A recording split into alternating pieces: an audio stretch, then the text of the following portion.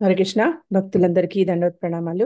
ప్రతి బుధవారం జరిగే మన శ్రీమద్ భాగవతం తరగతికి జాయిన్ అయినందుకు అందరికీ ధన్యవాదాలండి. ఈరోజు శ్రీ నిత్యానంద త్రయోదశి పండగ సందర్భంగా ఈరోజు మనము ఒక ప్రత్యేక ప్రవచనం చెప్పుకుంటున్నాము.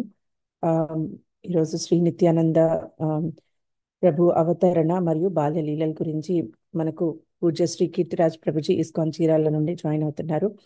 Hare Krishna Prabhuji, దండవత్ Pranam. All glories to శీల ప్రభుపాద్, ఆల్ గ్లోరీస్ టు గురు మహారాజ్. చాలా చాలా ధన్యవాదాలు ప్రభుజీ, మీరు ఎంతో విలువైన సమయాన్ని మాకు ఈరోజు కేటాయించి ఈ స్పెషల్ క్లాస్ చెప్పడానికి మాకు వచ్చినందుకు చాలా చాలా ధన్యవాదాలు ప్రభుజీ.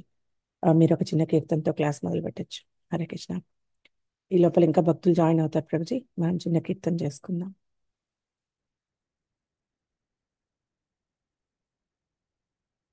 ప్రభుజీ మీరు మ్యూట్లో ఉన్నారు.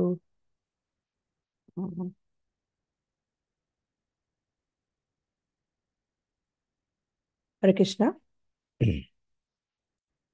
ప్రభుజీ. యా అదే ప్రభుజీ, కనెక్షన్ సరిగ్గా లేనట్టుంది. హరే కృష్ణ ప్రభుజీ. యా జయ రాధా మాధవ కుంజ బిహారీ గోపీజన వల్లభ గిరివరధారీ యశోదనందన వ్రజ జనరంజన యశోదనందన వ్రజ జనరంజన యమునా తీరావనచారి యమునా తీరావనచారి జయ రాధా మాధవ కుంజ బిహారీ జయ శ్రీ కృష్ణ చైతన్య ప్రభు నిత్యానంద శ్రీ అద్వైత గదాధర్ శ్రీవాసాది గౌర భక్త వృంద హరే కృష్ణ కృష్ణ కృష్ణ హరే హరే హరే రామ రామ రామ హరే హరే హరే కృష్ణ కృష్ణ కృష్ణ హరే హరే హరే రామ రామ రామ హరే హరే హరే కృష్ణ కృష్ణ కృష్ణ హరే హరే హరే రామ రామ హరే హరే హరే కృష్ణ కృష్ణ కృష్ణ హరే హరే హరే రామ రామ హరే హరే గోవింద జయ జయ శ్రీ చైతన్య జయ నిత్యానంద జయ అద్వైత చంద్ర జయ గౌర భక్త వృంద జయ జయ శ్రీ చైతన్య జయ నిత్యానంద జయ అద్వైత చంద్ర జయ గౌర భక్త వృంద జయ జయ శ్రీ చైతన్య జయ నిత్యానంద జయ అద్వైత చంద్ర జయ గౌర భక్త వృంద జయ గౌరనితాయ్ జయ గౌరనితాయ్ జయ గౌరనితాయ్ జయ ప్రభుపద జయ ప్రభుపద శ్రీల ప్రభుపద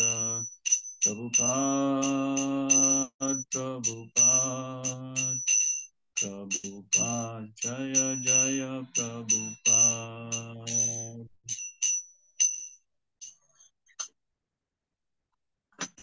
यत्क्षरमज्ञानतिमिरन्दस्य ज्ञानाञ्जनशलाकया चक्षुरुन्मिलितं येन तस्मै श्रीगुरवे नमः।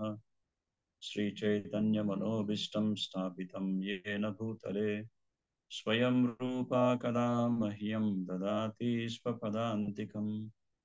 वन्देऽहं श्रीगुरो श्रीयुतापदकमलं श्रीगुरून् वैष्णवांश्च श्रीरूपं साग्रजातं सहगण रघुनाथान्वितं त्वं सजीवं साद्वैतं सावधूतं परिजनसहितं कृष्णचैतन्यदेवं श्रीराधा कृष्णपादान् सहगण ललिता श्रीविशाखान्वितांश्च। नमो ॐ विष्णुपादाय कृष्णप्रस्थाय भूतले श्रीमते भक्तिवेदांत स्वामिनिति नामिने। नमस्ते सरस्वती देवी गौरवाणी प्रचारिणी निर्विशेष शून्यवादी पाश्चात्य देशधारिणी। जय श्री कृष्ण चैतन्य प्रभु नित्यानंद श्री अद्वैत गदाधर श्रीवासादि गौर भक्त वृंद। हरे कृष्ण कृष्ण कृष्ण हरे हरे, हरे राम हरे राम, राम राम हरे हरे। वंदे श्री कृष्ण चैतन्य नित्यानंद सहोदितो गौड़दाये पुष्पवंतो चित्रो सुंदो तमो नदो। जय पंचतत्वात्मकं कृष्णं भक्तरूप स्वरूपकं भक्तावतारं भक्ताख्यं नमामि भक्तशक्तिकम्। जय श्री कृष्ण चैतन्य प्रभु नित्यानंद श्री अद्वैत गदाधर श्रीवासादि गौर भक्त वृंद। हरे कृष्ण कृष्ण कृष्ण हरे हरे, हरे राम राम राम हरे हरे। हरे कृष्ण। అందరికీ నిత్యానంద త్రయోదశి యొక్క శుభాకాంక్షలు. సో ఈరోజు మనం శ్రీ నిత్యానంద ప్రభు యొక్క అవతరణ మరియు ఆయన యొక్క బాల్య లీలల గురించి మనం చర్చిద్దాం. సో చైతన్య చరితామృతంలో శ్రీల కృష్ణదాస్ కవిరాజ్ గోస్వామి శ్రీ చైతన్య మహాప్రభు గురించి, నిత్యానంద ప్రభు గురించి అద్భుతమైనటువంటి చరిత్ర ఆయన వర్ణించారు.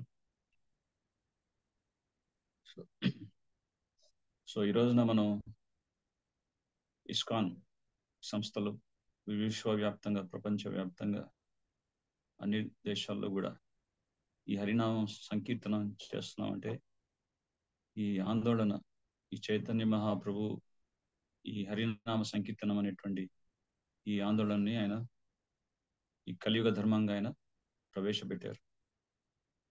సో కృతే ధ్యాయతో విష్ణు త్రేతాయాం యజతో మగే ద్వాపరే పరిచర్యాయాం కలో తద్ హరి సంకీర్తనాలు. సో ఆ యుగ ధర్మాన్ని స్థాపించడానికి శ్రీ చైతన్య మహాప్రభు మరియు నిత్యానంద ప్రభు అవతరించడం జరుగుతుంది. సో మనకి చైతన్య మహాప్రభు, నిత్యానంద ప్రభు అవతరణకి ముందు కలియుగంలో ఉన్నటువంటి పరిస్థితులు ఏ విధంగా ఉన్నాయనేది మనకి వర్ణిస్తారు చైతన్య చరితామృతంలో. సో నవద్వీపం అనేటువంటి ఈ ప్రదేశంలోని చైతన్య మహాప్రభు అవతరించారు. సో దానికి దగ్గరలోనే ఏకచక్ర గ్రామంలో నిత్యానంద ప్రభు అవతరణ జరుగుతుంది. సో వారిద్దరు కూడా అవతరించ పూర్వం అక్కడ ఉన్నటువంటి స్థితిగతులు ఎలా ఉండేవంటే, కలియుగంలో ఉన్నటువంటి వాళ్ళు కలేర్ దోష నిదే రాజన్, అంటే కలియుగంలో ఎన్నో దోషాలతో ఉన్నటువంటి యుగం అది. సో ఆ విధంగా ఆ దోషాలన్నీ కూడా చాలా విపరీతంగా అవన్నీ కూడా చూడడం జరుగుతుంది.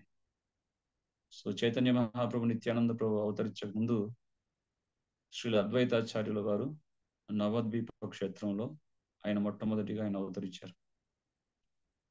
సో అద్వైత ఆచార్య అంటే ఇతరుల యొక్క దుఃఖాన్ని తన యొక్క దుఃఖంగా భావించేవాడు ఆచార్య.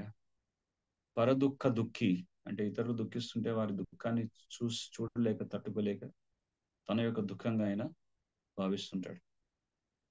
సో ఆ విధంగా అందరికీ హితం చేకూర్చాలనేటువంటి ఉద్దేశంతో ఆయన భగవంతుడి యొక్క సందేశాన్ని ప్రచారం చేయడం ప్రారంభించారు. ఆయన ప్రచారం చేస్తున్నారు విస్తృతంగా భగవద్గీత నుంచి, శ్రీమద్ భాగవతం నుంచి.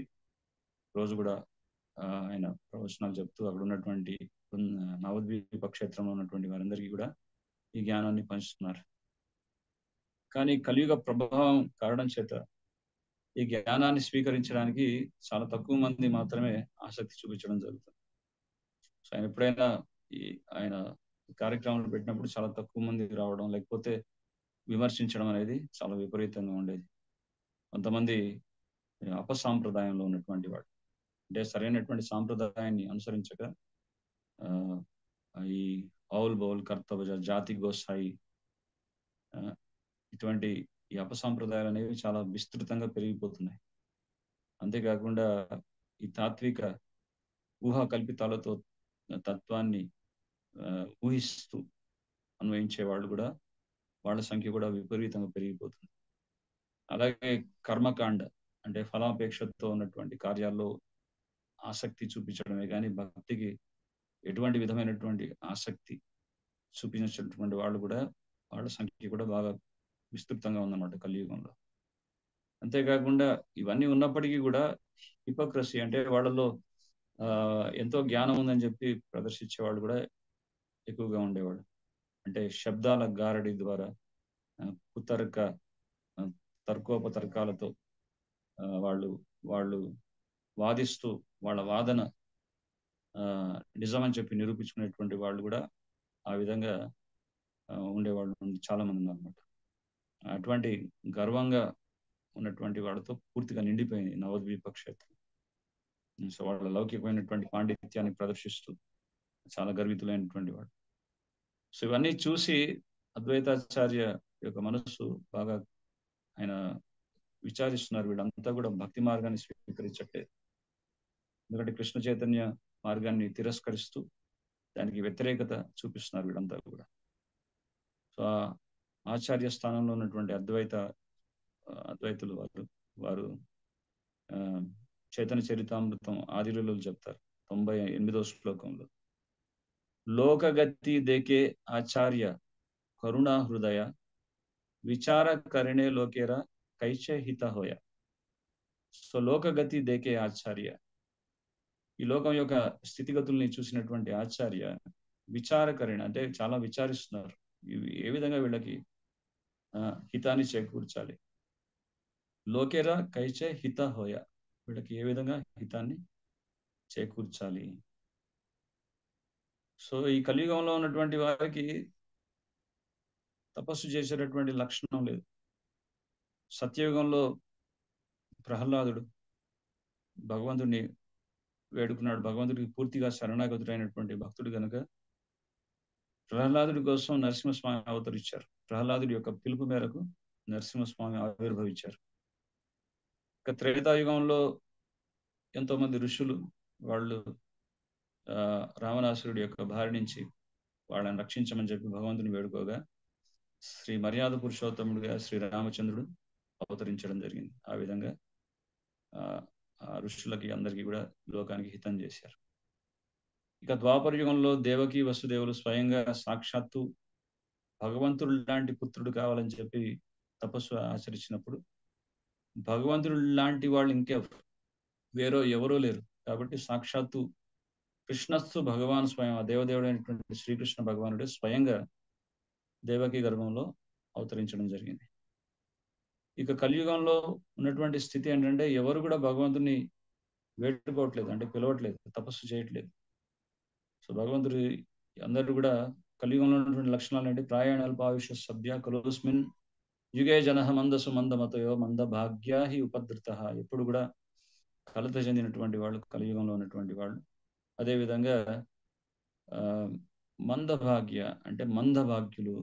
మంద అంటే ఆధ్యాత్మిక జీవితంలో చాలా నెమ్మదిగా ఉన్నటువంటి వాళ్ళు, భౌతికమైనటువంటి కార్యకలాపాల్లో ఎంతో ఉత్సాహంగా ఉన్నటువంటి వాళ్ళు అయినప్పటికీ కూడా ఆధ్యాత్మిక ప్రస్తావన ఎప్పుడైతే వస్తుందో దాంట్లో మాత్రం చాలా మందంగా ప్రవర్తిస్తుంటారు అన్నమాట.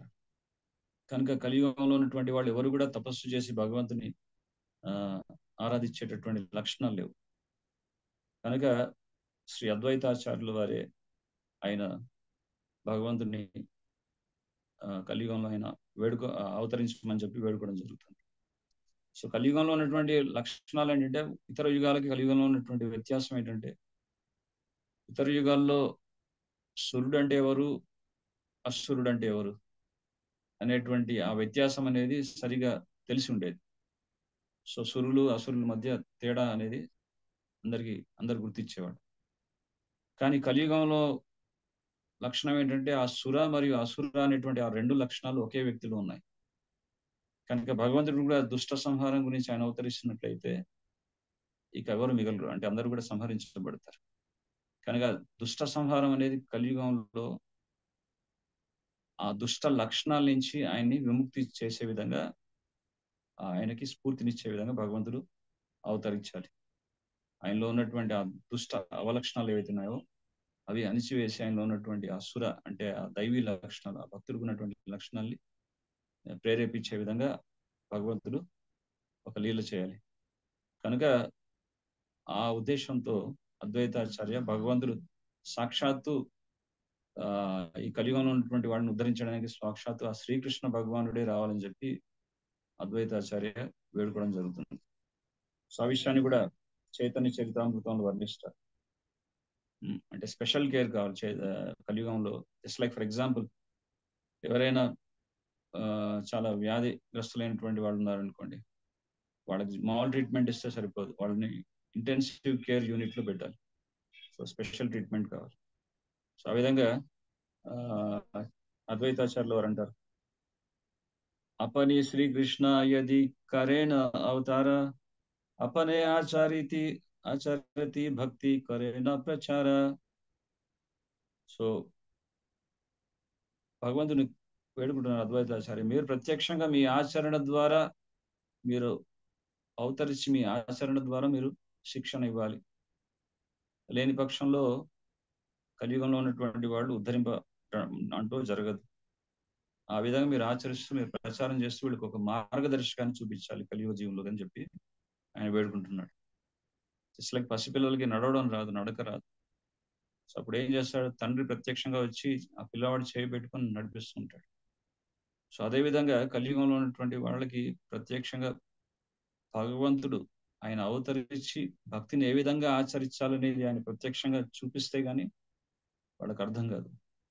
అందుకే ఆయన కృష్ణ బలరాముల్ని ఆయన ఇద్దరిని కూడా ఆహ్వానించడం జరుగుతుంది. సో ఆయన ఎలా ఆహ్వానించారు అద్వైతాచార్య, అది కూడా చైతన్య చరితామృతంలో వర్ణిస్తారు. ఎలా భగవంతుడికి ఇన్విటేషన్ ఎలా ఇచ్చారు, కలియుగంలో మీరు రాండి స్వామి, కలియుగ జీవుని ఉద్ధరించండి అని.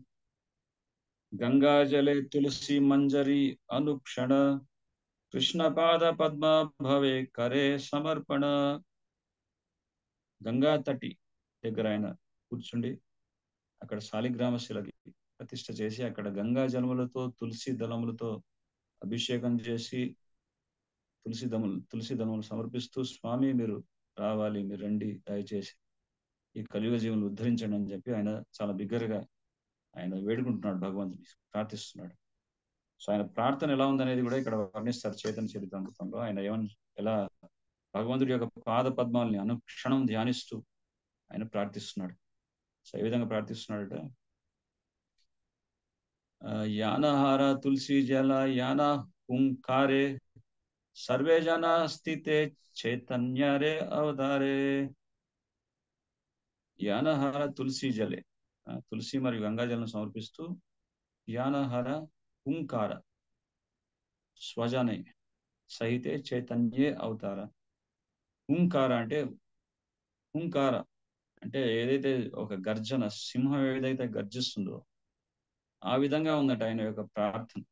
అంటే అంత బిగ్గరగా భగవంతుని వేడుకుంటున్నాడు, స్వామి మీరు వస్తే గాని కలియుగంలో ఉన్నటువంటి వాడు ఉద్ధరింపబడరు, దయచేసి మీరు రండి తండ్రి అని వేడుకుంటున్నాడు.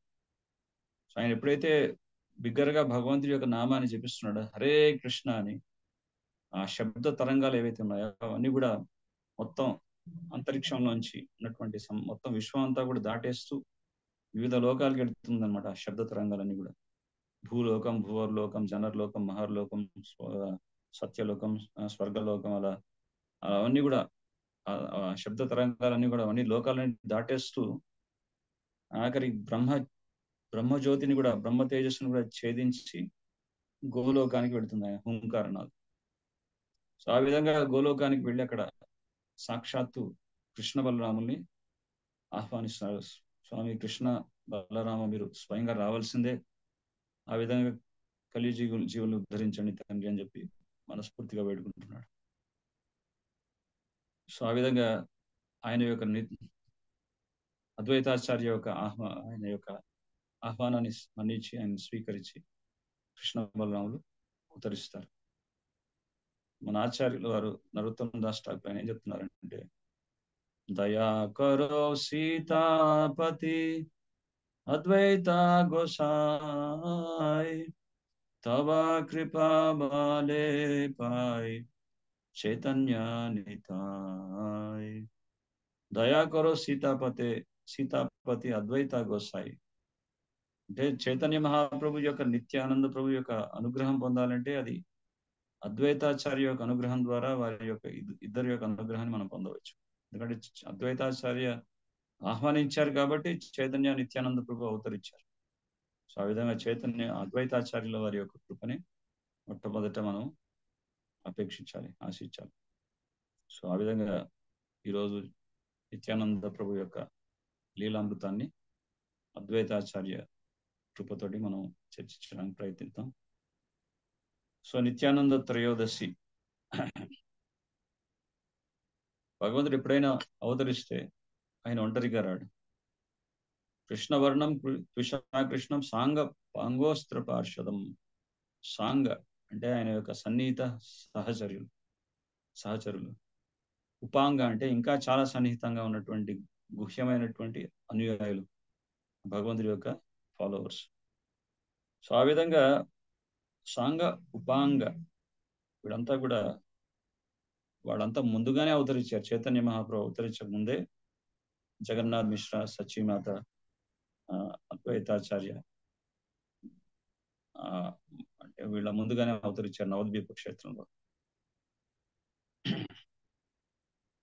సో అదే విధంగా కృష్ణుడు అవతరణకు ముందు ఏ విధంగా అయితే బలరాముడు వస్తాడు అంటే దేవకీ గర్భం, ఈ షడ్గర్భం అంటే ఈ 6 కాలనేమి పుత్రులతో కలుషితమైనటువంటివి ఆ గర్భాన్ని శుద్ధి చేయడానికి ఏ విధంగా అయితే బలరాముడు అవతరిస్తాడో అదే విధంగా నిత్యానంద ప్రభు కూడా అవతరించడం జరుగుతుంది.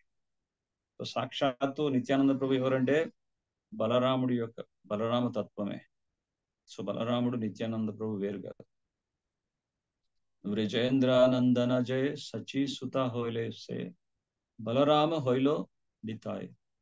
సో బ్రిజేంద్ర నందన జయ్, బ్రిజేంద్ర నందనుడైనటువంటి ఆ శ్రీకృష్ణ భగవానుడు సచీసుతుడిగా, సచీమాత యొక్క తనయుడిగా ఆయన అవతరిస్తే బలరామ హొయిలో నితాయ్, ఆ రోహిణి తనయుడైనటువంటి బలరాముడు నిత్యానంద ప్రభుగా కలియుగంలో అవతరించారని చెప్పి మనకి శాస్త్రం వర్ణిస్తుంది. సో ఏ అవతారమైనా సరే మనం శాస్త్రం చెప్పినటువంటి విధంగానే మనం దాన్ని ఆధారంగా తీసుకుని మనం అర్థం చేసుకుంటాం. కొంతమంది మూర్ఖులు ఈ విషయాన్ని తెలియక చైతన్య మహాప్రభు అవతారం ఎలా అవుతారంటారు. సో భగవంతుడు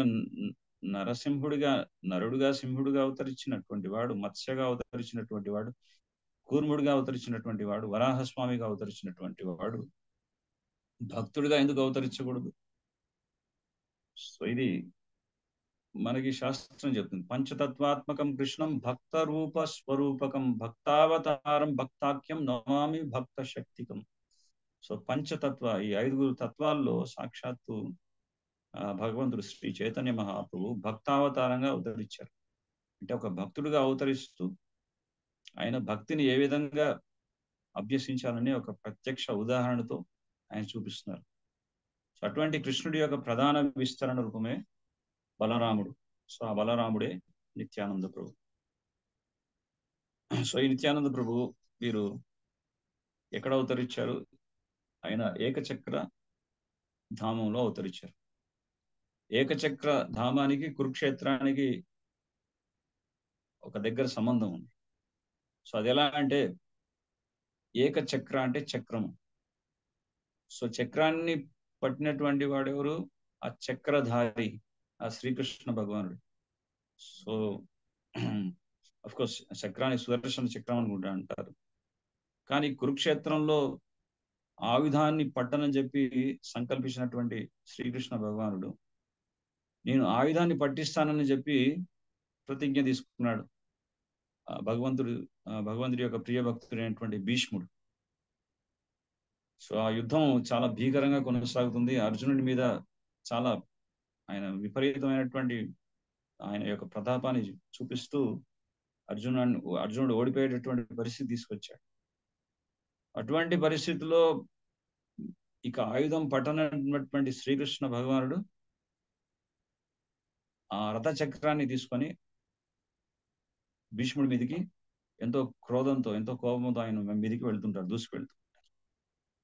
సో ఎప్పుడైతే శ్రీకృష్ణ భగవానుడు వస్తున్నాడటువంటి ఆ దృశ్యాన్ని భీష్ముడు చూస్తారో అప్పుడు వెంటనే ఆయన యొక్క ఆయుధాలన్నీ విడిచి, స్వామి మీరు నన్ను సంహరిస్తున్నారు, అంతకంటే భాగ్యమా స్వామి అని చెప్పేసి భగవంతుని కీర్తించడం ప్రారంభిస్తాడు ఆ భీష్ముడు.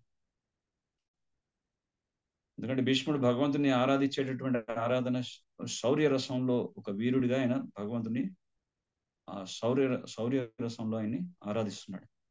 ఆ విధంగా రథ చక్రాంతో భగవంతుడు ఎప్పుడైతే ఆయన భీష్ముడి మీదకి వస్తుంటాడో భీష్ముడు ఆ శ్రీకృష్ణ భగవానుని స్తుతిస్తున్నాడు, ప్రార్థిస్తున్నాడు. అటువంటి భీష్ముడి యొక్క ప్రార్థనలు విని శ్రీకృష్ణ భగవానుడు ప్రసన్నుడై సంతుష్టి చెంది ఆ విధంగా ఆ చక్రాన్ని భీష్ముడి మీద కాకుండా వేరే ప్రాంతానికి దాన్ని విసరడం జరుగుతుంది. సో ఆ విధంగా వదిలినటువంటి ఆ చక్రమే ఈ బెంగాల్లో ఉన్నటువంటి ఏకచక్ర ధామంలో అక్కడ వచ్చి అక్కడ భూస్థాపితమైన అక్కడ ల్యాండ్ అయిందనమాట, అక్కడ భూమి మీద పడింది. సో ఆ విధంగా ఆ చక్రం అనేది శ్రీకృష్ణ భగవానుడు విడిచినటువంటి ఆ రథ చక్రం అక్కడ ఉంది కాబట్టి దాన్ని ఏకచక్ర గ్రామం అని చెప్పి ఆ ఊరికి ఆ పేరు వచ్చింది. ఏక అంటే ఒక, చక్రం అంటే చక్రం. సో ఏకచక్రపురి ధామం. సో అటువంటి ఏకచక్రపురి ధామంలో నిత్యానంద ప్రభు అవతరించారు. ఆ మహాభారత కాలంలో పాండవులు కూడా ఈ ఏకచక్రపురి ధామానికి వచ్చారని చెప్పి మనకి శాస్త్రం చెప్పడం జరుగుతుంది. సో ఈ విధంగా ఈ ఏకచక్ర గ్రామంలోకి అక్కడ అదే ప్రదేశంలో ఈ మాఘమాసం అంటే ఈ జనవరి ఫిబ్రవరి నెలల్లో 1474 సంవత్సరంలో నిత్యానంద ప్రభు అవతరించారని చెప్పి మనకి చైతన్య చరితామృతంలో వర్ణిస్తారు.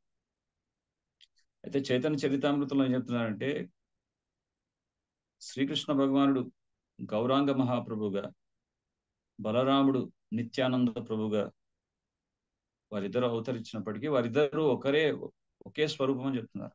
అంటే శ్రీకృష్ణ భగవానుడు ఆయన దేవాది దేవుడు, ఆయన ప్రధాన విస్తరణ రూపం బలరాముడు. సో అదేవిధంగా చైతన్య నిత్యానంద ప్రభు వేరు కాదు, వారు ఇద్దరు ఒకటే అని చెప్తున్నారు. ఒక సందర్భంలో భక్తులు శ్రీల ప్రభుపాదుల వారిని అడుగుతారు, కృష్ణుడు బలరాముడు మధ్య ఉన్నటువంటి వ్యత్యాసం ఏమిటి? ప్రభుపాదుల వారు అంటారు, Balaram is none other than the same Krishna who is in white complexion. So కృష్ణుడు శ్యామ రూపం అయితే బలరాముడు శ్వేత రూపం. సో ఇద్దరు ఒకటే, కృష్ణుడే ఎప్పుడైతే బలరాముడు అంటారు. సో ఈ విషయాన్ని మనకి చైతన్య చరితామృతంలో కూడా ధృవీకరిస్తున్నారు. ఏక మాత్రకాయ వ్యూహ కృష్ణ లీలార సహాయే. సో ఏక ఈశ్వర రూప, సో ఒకటే ఈశ్వరుడి యొక్క రూపం, భిన్న మాత్రకాయ అంటే ఆ విధంగా భిన్నంగా వాళ్ళని విస్తరింపజేసుకున్నారు. సో భగవంతుడు నిత్యానంద ప్రభు ఆయన చైతన్య మహాప్రభు యొక్క ప్రధాన విస్తరణ రూపం అయితే ఆదిశేషుడి నుంచే మిగతా రూపాలన్నీ కూడా, మిగతా అవతారాలన్నీ కూడా అవతరించడం జరుగుతుంది.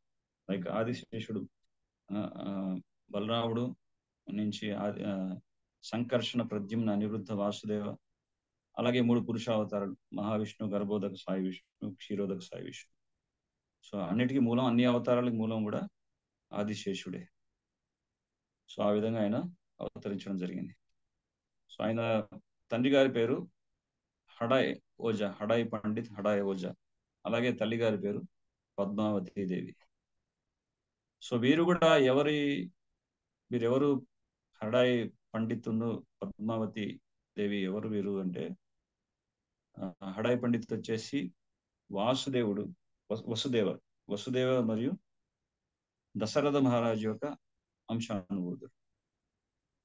ఎందుకంటే లక్ష్మణుడికి మరియు బలరాముడికి తండ్రి ఎవరంటే, బలరాముడి తండ్రి వాసుదేవుడు, లక్ష్మణుడి యొక్క తండ్రి గారు ఎవరు? దశరథ మహారాజు. సో ఆ విధంగా ఈ హడాయి పండిత్ ఎవరు కాదు, సాక్షాత్తు వారి యొక్క విస్తరణ అంశమే. అలాగే పద్మావతి దేవి, వీరెవరు? రోహిణీ దేవి, అంటే బలరాముడి యొక్క తల్లి గారి యొక్క రోహిణి, ఆవిడ యొక్క విస్తరణ. అలాగే కౌసల్య సుమిత్ర లక్ష్మణుడి యొక్క తల్లి గారు అయినటువంటి సుమిత్ర దేవి యొక్క విస్తరణ రూపమే పద్మావతి దేవి. సో వీరి యొక్క పరివారంలో, వీరి యొక్క కుటుంబంలో నిత్యానంద ప్రభు అవతరించడం జరుగుతుంది. అయితే పద్మావతి దేవి ఆవిడ ఒక పెద్ద రాజుగారి యొక్క కుమార్తె. ఆ రాజుగారి పేరు ముక్తరాయ్. సో రాజుగా ఉన్నప్పుడు ఎన్నో కార్యభారాలన్నీ కూడా ఆయన చూసుకోవాల్సి వస్తుంది. ముఖ్యంగా ఎంతో మంది యుద్ధానికి వస్తుంటారు, వాళ్ళతో యుద్ధం చేయాలి. చాలా పూర్తిగా యుద్ధంలో నిమగ్నుడై ఉన్నాడు. రాజ్యభారాన్ని అన్ని కూడా ఆయన భుజాల మీద వేసుకొని ఉన్నాడు. సో ఆ విధంగా ఆయన బిజీగా ఉన్నప్పుడు యుద్ధానికి వెళ్తూ మళ్ళీ ఎన్నో సంవత్సరాల తర్వాత మళ్ళీ తిరిగి వచ్చాడు ఆ రాజు. తిరిగి రాగానే ఆయన కుమార్తె పద్మావతి 15 సంవత్సరాలు వచ్చేసింది. సో అప్పుడు ఈ ముక్తరాయ్ అంటారు, ఈ అమ్మాయి ఎవరు అని అడుగుతున్నాడు భార్యతో. సో భార్య అంటుంది, ఏంటండి మీరు అసలేం పట్టించుకోవట్లేదు, ఇంత యుక్త వయసుకి వచ్చినటువంటి అమ్మాయికి మీరు మన కూతురు అని కూడా మీరు గుర్తించట్లేదు అని చెప్తే, అయ్యో పొరపాటు అయిపోయింది, నేను యుద్ధాలు చేస్తూ మొత్తం రాజ్యం యొక్క భార్య అంతా కూడా నా భుజాల మీద వేసుకున్నాను, నాకు సమయం లేకుండా అయిపోయిందని చెప్పేసి ఆయన ఏం చేస్తాడు, నేను వాగ్దానం చేస్తున్నాను, రేపు ఉదయం సూర్యోదయం అయిన వెంటనే ఎవరైతే మొట్టమొదటి పురుషుడు నాకు కనపడతాడో అతడికి ఇచ్చే నా కూతురికి వివాహం చేస్తానని చెప్పి సంకల్పించుకుంటాడు. సో ఆ విధంగా ముక్తరాయ్ ఆ విధంగా సంకల్పించుకున్నప్పుడు అక్కడే ఏకచక్ర ధామంలో ఈ హడాయ్ పండిత్ అనేటువంటి బ్రాహ్మణుడు అక్కడ ఉన్నటువంటి గుళ్ళన్నీ కూడా అక్కడ పూజలు చేస్తుంటాడు. బ్రాహ్మణుడు కాబట్టి అన్ని గుళ్ళల్లో భగవంతుడికి ఉపచారాలు, పూజలు అన్ని చేసి వస్తుంటాడు. ఇప్పటికీ మనం ఏకచక్రపురి ధామానికి వెళ్తే అక్కడ జగన్నాథ స్వామి ఆలయం ఉంది.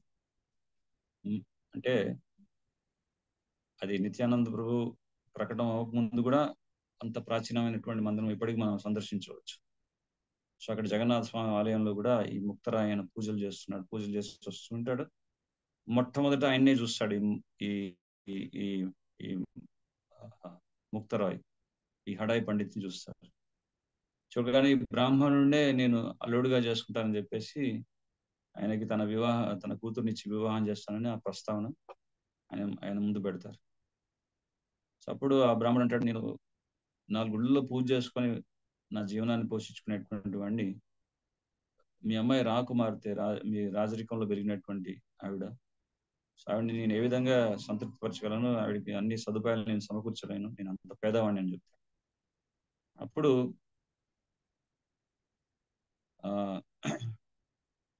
ముక్తరాయ్ ఆ రాజుగారు ఏమంటారంటే, చింతించాల్సిన అవసరం లేదు, మీకు అంతా కూడా మీకు భూమి అన్ని కూడా నేను సమకూరుస్తాను, మీకు కావాల్సినటువంటి సంపద అన్ని ఇస్తాను, మీరు ప్రశాంతంగా భగవంతుడి సేవలో ఉండండి చెప్పి ఆ విధంగా ఆయనకి అన్ని కూడా ఏర్పాటు చేయడం జరుగుతుంది. ఆ విధంగా వారిద్దరికి పుణ్య దంపతులు వివాహం జరిగిన తర్వాత వారికి ఏకచక్రపుర గ్రామంలోనే వాళ్ళు నివాసం ఉంటారు. వారికే నిత్యానంద ప్రభు పుత్రుడిగా జన్మించడం జరుగుతుంది. సో చిన్నప్పటి నుంచే నిత్యానంద ప్రభు ఆయన ఆటపాటలతోనే ఎన్నో అద్భుతమైనటువంటి లీలలన్నీ కూడా స్మరణలోకి తెచ్చుకునేవాడు. ఏ విధంగా అయితే వాళ్ళు బృందావనంలో ఉండగా కృష్ణుడు బలరాముడు మథురాలో చేసినటువంటి లీలలు, బృందావనంలో చేసినటువంటి లీలలు, ద్వారకాలో చేసినటువంటి లీలలు అవన్నీ కూడా స్మరణలోకి తీసుకునేవారు. జస్ట్ లైక్ ఫర్ ఎగ్జాంపుల్, బాల్యంలో నిత్యానంద ప్రభు ఏం చేసేవారు, పిల్లలందరినీ పిలిచేసి మనం ఒక ఆట ఆడుకుందాం రండి అని పిలిచారు. సో అందరూ వచ్చేవారు. శకటాసుర, ఒక పెద్ద ఎద్దుల బండి ఒకటి తయారు చేసి, శకటాసురుడు ఏ విధంగా అయితే ఒక బండి రూపంలో వచ్చాడో ఆ విధంగా బండిని తయారు చేసి దాన్ని మళ్ళీ విరిచేసేవారు. అలాగే ఒకరోజు వాళ్ళ స్నేహితులందరితో పాటు వెళ్ళేసి ఇరుగు పొరుగులో ఉన్నటువంటి వాళ్ళ ఇంట్లోకి వెళ్ళి వాళ్ళ ఇంట్లో దూరి వెన్న దొంగలిచ్చేవారు. అలాగే వేరే సందర్భంలో ఆకులు పత్రాలన్నీ కూడా తీసుకుని, అరటాకులు వాటన్నింటినీ సమకూర్చుకొని వాటితో ఒక పెద్ద కాళియా సర్పాన్ని తయారు చేసేసి దాంట్లో నీటిలో వదిలేసేవాడు నిత్యానంద ప్రభు. సో ఒక భక్తుడు వచ్చేసి నీటిలో దూకేవాడు, మూర్చిపోయేవాడు. సో ఆ కాళీయం యొక్క విషయాన్ని దాటికి మూర్చిపోయాడని చెప్పేసి మళ్ళీ ఆయన బయటికి తీసుకొచ్చేసి ఆయనకి స్పృహ తెప్పించేవాడు. సో ఈ విధంగా ఇంత అద్భుతమైనటువంటి లీలలు చేస్తుండేవారు. ఇవన్నీ చూసి అక్కడ ఉన్నటువంటి వాడంతా కూడా ఆశ్చర్యాన్ని వ్యక్తపరిచేవారు. భాగవతంలో శ్రీకృష్ణ భగవానుడు, అలాగే రామాయణంలో శ్రీరామచంద్రుడు, లక్ష్మణుడు చేసినటువంటి లీలలన్నీ కూడా కంటికి కనిపడే విధంగా అంత మహాద్భుతంగా నటించేవారు. అప్పట్లో ఏం మొబైల్ ఫోన్స్ ఏం లేవు. ఇప్పుడు అంటే పిల్లలు అంటే ఆటలు కూడా ఆడట్లేదు. ఇప్పుడు 20 అస్తమానం మొబైల్ ఫోన్స్ తో ఉంటారు. కానీ అప్పట్లో చక్కగా భగవంతుడి యొక్క లీలను స్మరిస్తూ అదొక నృత్య నాటకంగా, ఒక నాటకంగా వాళ్ళు ప్రదర్శిస్తుండేవాడు. అక్కడ ఉన్నటువంటి ఆ ఏకచక్రపురి గ్రామంలో ఉన్నటువంటి వాసులంతా కూడా చూసి ఎంతో ఆశ్చర్యానికి గురయ్యేవారు. అంటే మాకు కూడా తెలియదే ఈ లీలలు, భాగవతంలో శ్రీకృష్ణ భగవానుడు ప్రదర్శించినటువంటి లీలలు ఇంత అద్భుతంగా ఉంటాయని మేము కూడా వినలేదే. ఈ చిన్న పసి వాడు అనేటువంటి ఈ నిత్యానందుడు ఎంత మహాద్భుతంగా ప్రదర్శిస్తున్నారు ఈ లీలలు చెప్పి వాళ్ళు ఆశ్చర్యాన్ని వ్యక్తపరిచేవారు. సో ఆ విధంగా రాత్రి మగళ్ళు పిల్లలు ఆడుకుంటుంటే తల్లిదండ్రులు కూడా వాళ్ళని అడ్డుకునేవారు కాదు. మీరు ఎందుకు ఇంతసేపు ఆడుతున్నారని చెప్పి వాళ్ళని అడ్డుకునేవారు కాదు. సో వాళ్ళని మళ్ళీ నిత్యానంద ప్రభు ఆ విధంగా వాళ్ళని నిత్యానంద ప్రభుతో గడిపే విధంగా మళ్ళీ ప్రేరేపించేవాడు అనమాట. సో వాళ్ళకి అంత ఇష్టంగా ఉండేది.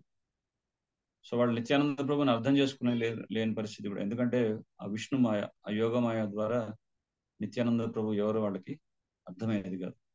అవధూతగా ఉండిపోయారనమాట. సో ఈ విధంగా నిత్యానంద ప్రభు ఆ భగవంతుడి యొక్క లీలలు చాలా మహాద్భుతంగా ప్రదర్శిస్తున్నారు. సో ఎప్పుడు కూడా బలరాముడు కృష్ణుడిని విడిచిపెట్టలేదు. సో ఎప్పుడైతే కృష్ణుడు మథురాలో అవతరించారో బలరాముడు అదే ప్రదేశంలో అవతరించారు. మథురా నుంచి గోకులానికి తరలించబడ్డారు. అలా కృష్ణుడు ఎక్కడికి వెళ్తే అటు బృందావనానికి వెళ్తే కృష్ణుడితో పాటు బృందావనానికి వచ్చారు. ద్వారకాకి వెళ్తే ద్వారకాకి వచ్చారు. ప్రభాస క్షేత్రానికి వస్తే ప్రభాక్ష క్షేత్రానికి వచ్చి అక్కడి నుంచి అంతర్ధానం అయ్యారు బలరాముడు. సో ఒక కాన్స్టెంట్ కంపానియన్ గా ఎప్పుడు కూడా సన్నిహితంగా కృష్ణుడికి ఇప్పుడు కూడా ఉండేవారు. సో ఆ విధంగా బలరాముడి యొక్క తత్వం ఏంటంటే, నిత్యానంద ప్రభు యొక్క భావన, ఆయన మూడు ఎలా ఉండేదంటే, అది కూడా చైతన్య చరితామృతంలో వర్ణిస్తారు. ఎకల ఈశ్వర కృష్ణ ఆరసభ భృత్య. అంటే ఆ దేవదేవుడైనటువంటి శ్రీకృష్ణ భగవానుడే దేవదేవుడు, అందరికీ ఆయనే మాస్టర్. అఖిల ఈశ్వర అంటే ఈజ్ ద సుప్రీం కంట్రోలర్, పరమ నియామకుడు. మరి బలరాముడు ఆయన భృత్య అంటే సేవకుడిగా ఉండేవాడు. అంటే బలరాముడి యొక్క తత్వం ఏంటంటే సేవక భగవానుడు. సో భగవంతుడికి ఎలా సేవ చేయాలనేది ప్రత్యక్షంగా చూపించడం అనేటువంటిదే బలరామ తత్వం, ఆ నిత్యానంద తత్వం. సో ఆ నిత్యానందుడు బలరాముడు వారిద్దరు కూడా ఆ గురుతత్వానికి సంబంధించినటువంటి వారు. అంటే ఆ ఇద్దరు ఒకటే, ఆ గురుతత్వాన్ని ప్రదర్శిస్తున్నారు. సో గురుతత్వం ఏంటంటే, గురు అనేటువంటి వారు ఎప్పుడు కూడా కృష్ణుడిని ఏ విధంగా సంతృప్తి పరచాలనేటువంటి భావంతోనే పూర్తిగా భక్తి కార్యాల్లో పరిపూర్ణంగా నిమగ్నమై ఉంటారు. అటువంటి గురుతత్వంతో ఉన్నటువంటి వారే నిత్యానంద ప్రభు. సో ఆయన ఆ విధంగా కృష్ణుని ఏ విధంగా సంతృప్తి పరచాలనేటువంటి విధంగా ఆయన ఎంతో అద్భుతమైనటువంటి ఆ బాల్య లీల ఆయన ప్రదర్శిస్తూ నిరంతరం అక్కడ ఉన్నటువంటి వాళ్ళందరినీ కూడా కృష్ణుడిని స్మరించే విధంగా ఆయన ప్రేరేపిస్తుండేవాడు. సో ఒకసారి ఆయన బాల్యంలో ఇది ఇక్కడ చెప్తారు, ఒకసారి ఆయన ఆడుకుంటున్నాడు, లక్ష్మణుడి యొక్క పాత్ర పోషిస్తున్నాడు. అంటే ఆయన ఎవరు కాదు, లక్ష్మణుడు, నిత్యానంద గారు లక్ష్మణుడే. సో ఎప్పుడైతే ఈ మేఘనాథుడు, రావణాసురుడి యొక్క కుమారుడు మేఘనాథుడు ఎప్పుడైతే ఈ అస్త్రాలు, ఈ అస్త్రశస్త్రముల యొక్క ప్రయోగం చేస్తారో అప్పుడు మూర్ఛితుడవుతాడు. సో మూర్ఛపోయినప్పుడు ఆయనకి శ్వాస అనేది ఆడదు. సో నిత్యానంద ప్రభు ఎంత లీనమైపోయాడంటే ఆ లీలలో ఆయన శ్వాస అనేది ఇంకా పూర్తిగా నిలిపివేయబడింది. అంటే శ్వాస పీల్చుకోవట్లేదు. అందరు కంగారు పడుతున్నారు, ఏంటి పరిస్థితి. సో ఆ విధంగా లక్ష్మణుడి యొక్క పాత్ర పోషిస్తున్నారని చెప్పేసి ఇక లాభం లేదు, ఎవరో హనుమంతుల వారిలాగా వెళ్ళి సంజీవని పర్వతాన్ని తీసుకురావాలని చెప్పేసి హనుమంతుడి యొక్క పాత్ర పోషిస్తూ ఒక పర్వతాన్ని తీసుకొచ్చినటువంటి విధంగా ఒక రాయి తీసుకొచ్చి ఇక అక్కడ పెట్టి ఇక సంజీవని మూలికలు అనేవి వాసన చూపిస్తారు. అది చూపగానే వెంటనే మళ్ళీ లక్ష్మణుడిగా ఉన్న పాత్ర పోషిస్తున్నటువంటి నిత్యానంద ప్రభు మళ్ళీ తను మేల్కొంటారన్నమాట. సో ఈ విధంగా ఎంతో మహా అద్భుతంగా ఆ భగవంతుడు శ్రీరామచంద్రుడు చేసినటువంటి ఆ లీలల్లో బాలకాండ, అయోధ్యకాండ, ఉత్తరకాండ, కిష్కింధకాండ, సుందరాకాండ, ఇవన్నీ అధ్యాయాలు ఏవైతే ఉన్నాయో అందులో ఉన్నటువంటి లీలలన్నీ కూడా చాలా చక్కగా ప్రదర్శిస్తున్నారు. సో ఇవన్నీ కూడా అక్కడ ఉన్నటువంటి ఏకచక్రపురిలో ఉన్నటువంటి వాసులందరికీ కూడా ఎంతో రంజింపజేస్తున్నాడు ఈ విధంగా. సో ఒకసారి ఈ విధంగా జరుగుతుండగా ఒక సన్యాసి ఈ ఏకచక్రపురి గ్రామానికి వస్తారు. సో సాధువులు సన్యాసులు వచ్చినప్పుడు గృహస్థులు ఆహ్వానిస్తారు వాళ్ళకి. గృహస్థ ధర్మం ఏంటంటే సాధువుల్ని ఆహ్వానించడం, వాళ్ళకి చక్కటి సేవలు చేయడం. ఒకప్పుడు ఇది చాలా చక్కగా ఆచరించేవాడు, సాధువుల్ని ఆహ్వానించేవాడు. ఏ ఇంట్లో అయితే సాధువులను ఆహ్వానించారో అది పాములు నివసించేటటువంటి పుట్టతో సమానం అంటారు. అది పాము పుట్ట ఎలా ఉంటుందో అది ప్రమాదకరమే. సో అది అంతకూపం లాంటిది పాము పుట్టలు అంటారు. సో అలా సాధువులను ఆహ్వానించి సత్సంగ కార్యక్రమాలు నిర్వహిస్తూ వాళ్ళకి వాళ్ళకి కావాల్సినటువంటివన్నీ ఏర్పాటు చేస్తూ ఆ విధంగా సేవ చేసేవారు, సాధు సేవ.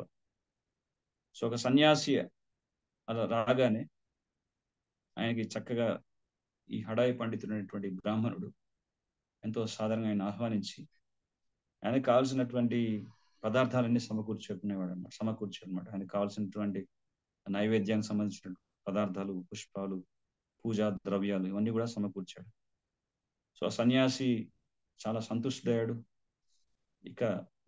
ఇక నేను బయలుదేరుతున్నానని చెప్పి వెళ్తుండగా అప్పుడు ఆ పండితుడు, హడాయి పండితుడు, ఆయన సతీమణి పద్మావతి వచ్చి దక్షిణ ఇవ్వడానికి ముందుకు వస్తుంది. సో దక్షిణ ఇవ్వాలన్నప్పుడు ఈయన ఏమన్నాడంటే, నాకు దక్షిణగా ఏమి వద్దు, నాకు మీ యొక్క కుమారుడిని నాతో పాటు పంపించండి, అదే దక్షిణ అని చెప్పారు. అది వినగానే హడాయి పండిత్ యొక్క గుండె బ్రద్దలైపోయింది. ఎంతో కొడుకు అనేటువంటి కుమారుడి పట్ల ఎంతో ఆసక్తి కలిగినటువంటి ఆ తండ్రి తన కుమారుడినే దక్షిణగా ఇవ్వని చెప్పి సాధువు అడిగినప్పుడు ఇక సాధు మాట తీసివేయక సరే ఒప్పుకున్నాడు. అంటే ఒకప్పుడు ఎంత భక్తి భావన, అంకిత భావం ఉండేదంటే అప్పుడు ఉన్నటువంటి జనాలకి, భక్తులకి ఇది ఒక నిదర్శనం. సో సాధు అడిగాడని చెప్పేసి ఇక సాధు మాట కాదని లేక ఆయన మనసు తట్టుకోవట్లేదు, మనసు బ్రద్దలైపోతుంది బాధతో. అయినప్పటికీ కూడా ఆయన తన కుమారుణ్ణి ఆ సన్యాసితో పంపించడం జరుగుతుంది. సో నిత్యానంద ప్రభు ఆ విధంగా బాల్యంలో ఉండగానే ఆ సన్యాసితో బయలుదేరుతారు. ఇక సన్యాసి సాధు అంటే ఏం చేస్తారు, వాడు ఎప్పుడు పుణ్యక్షేత్రాలు తిరుగుతూనే ఉంటారు. మొత్తం బ్రహ్మాండ భ్రమితే, మొత్తం బ్రహ్మాండం అంతా తిరుగుతుంటారు. ఎక్కడ వెళ్ళినా సరే కృష్ణ ఉపదేశం చేస్తుంటారు, భగవంతుని లీలా స్థలాలన్నీ కూడా దర్శించుకుంటూ ఉంటారు. సో ఈ విధంగా నిత్యానంద ప్రభు ఆయన తీర్థక్షేత్రాలన్నీ కూడా సందర్శిస్తున్నాడు, పుణ్యక్షేత్రాలన్నీ వెళ్తున్నాడు. సో ఇది ఆయన ద్వాపర యుగంలో బలరాముడిగా ఉన్నప్పుడు కూడా ఇదే విధంగా చేశారు. ఎందుకంటే బలరాముడు కురుక్షేత్ర యుద్ధం జరిగేటప్పుడు ఆయన్ని కృష్ణుడు అంటారు, సోదరా నువ్వు పుణ్యక్షేత్రాన్ని సందర్శించమని చెప్తారు. ఎందుకంటే బలరాముడు దుర్యోధనుడు సపోర్ట్ చేస్తారు కాబట్టి. సో అదే విధంగా అదే ఆ పుణ్యక్షేత్రాలన్నీ ఆయన బలరాముడు అవతారంలో ఏ విధంగా బలరాముడుగా ఆయన ఉన్నప్పుడు ఏ విధంగా అయితే అన్ని సందర్శించారో, అదేవిధంగా నిత్యానంద ప్రభు అవతారంలో అన్ని పుణ్యక్షేత్రాలన్నీ కూడా తిరుగుతారు. సో బాల్యం నుంచి కనీసం ఒక 20 సంవత్సరాల దాకా పుణ్యక్షేత్రాన్ని సందర్శించారు. ఆఖరికి అవన్నీ తిరిగేసి చుట్టేసి బృందావనానికి వస్తారు. సో బృందావనం రాగానే అక్కడ చైతన్య మహాప్రభు గురించి వింటున్నారు. సో చైతన్య మహాప్రభు ఆయన నిమ్మాయి పండితుడిగా ఉన్నప్పుడు ఆయన ఏ విధంగా కేశవ్ కాశ్మీర్ అనేటువంటి దిగ్విజయ పండితుడిని ఓడించాడు. ఆయన ఎంత ఆయనకున్నటువంటి పాండిత్యం ఎంత గొప్పది, ఎంత చక్కగా భక్తిని ప్రచారం చేస్తున్నారు. ఏ విధంగా ఈ హరినామ సంకీర్తనం అనేటువంటి ఈ ఉద్యమాన్ని ప్రారంభించడానికి ఏ విధంగా సంకల్పించారు. సో ఈ విషయాలని ఈ వార్తలన్నీ వింటున్నాడు ఈయన నిత్యానంద ప్రభు బృందావనంలో కూర్చొని. ఇక ఆయనకి ఆతృత పెరిగిపోతుంది, నేను చైతన్య మహాప్రభుని కలవాలని చెప్పేసి ఆ విధంగా పరితపిస్తున్నారు. ఇక లాభం లేదని చెప్పేసి ఇంకా పరిగెట్టుకుంటూ వెళ్ళిపోయారు మాయాపూర్ క్షేత్రానికి చైతన్య మహాప్రభుని కలవడానికి. కానీ వెంటనే ఆయన నేను వచ్చేసానని చెప్పి దాన్ని ప్రకటించలేదు. ఆయన అక్కడ వెళ్ళి దాక్కున్నారు. మాయాపూర్ క్షేత్రానికి వెళ్ళి అక్కడ ఒక గృహస్థుడి యొక్క ఇంట్లో దాక్కొని ఉన్నారు. సో ఆ విషయాన్ని చైతన్య మహాప్రభు ముందుగానే పసిగట్టారు. ఆయనకి స్వప్నంలో వచ్చి ఆయన తెలిసిందనమాట, ఇలా ఒక మహా భాగవతోత్తముడు వస్తున్నారు అని చెప్పేసి.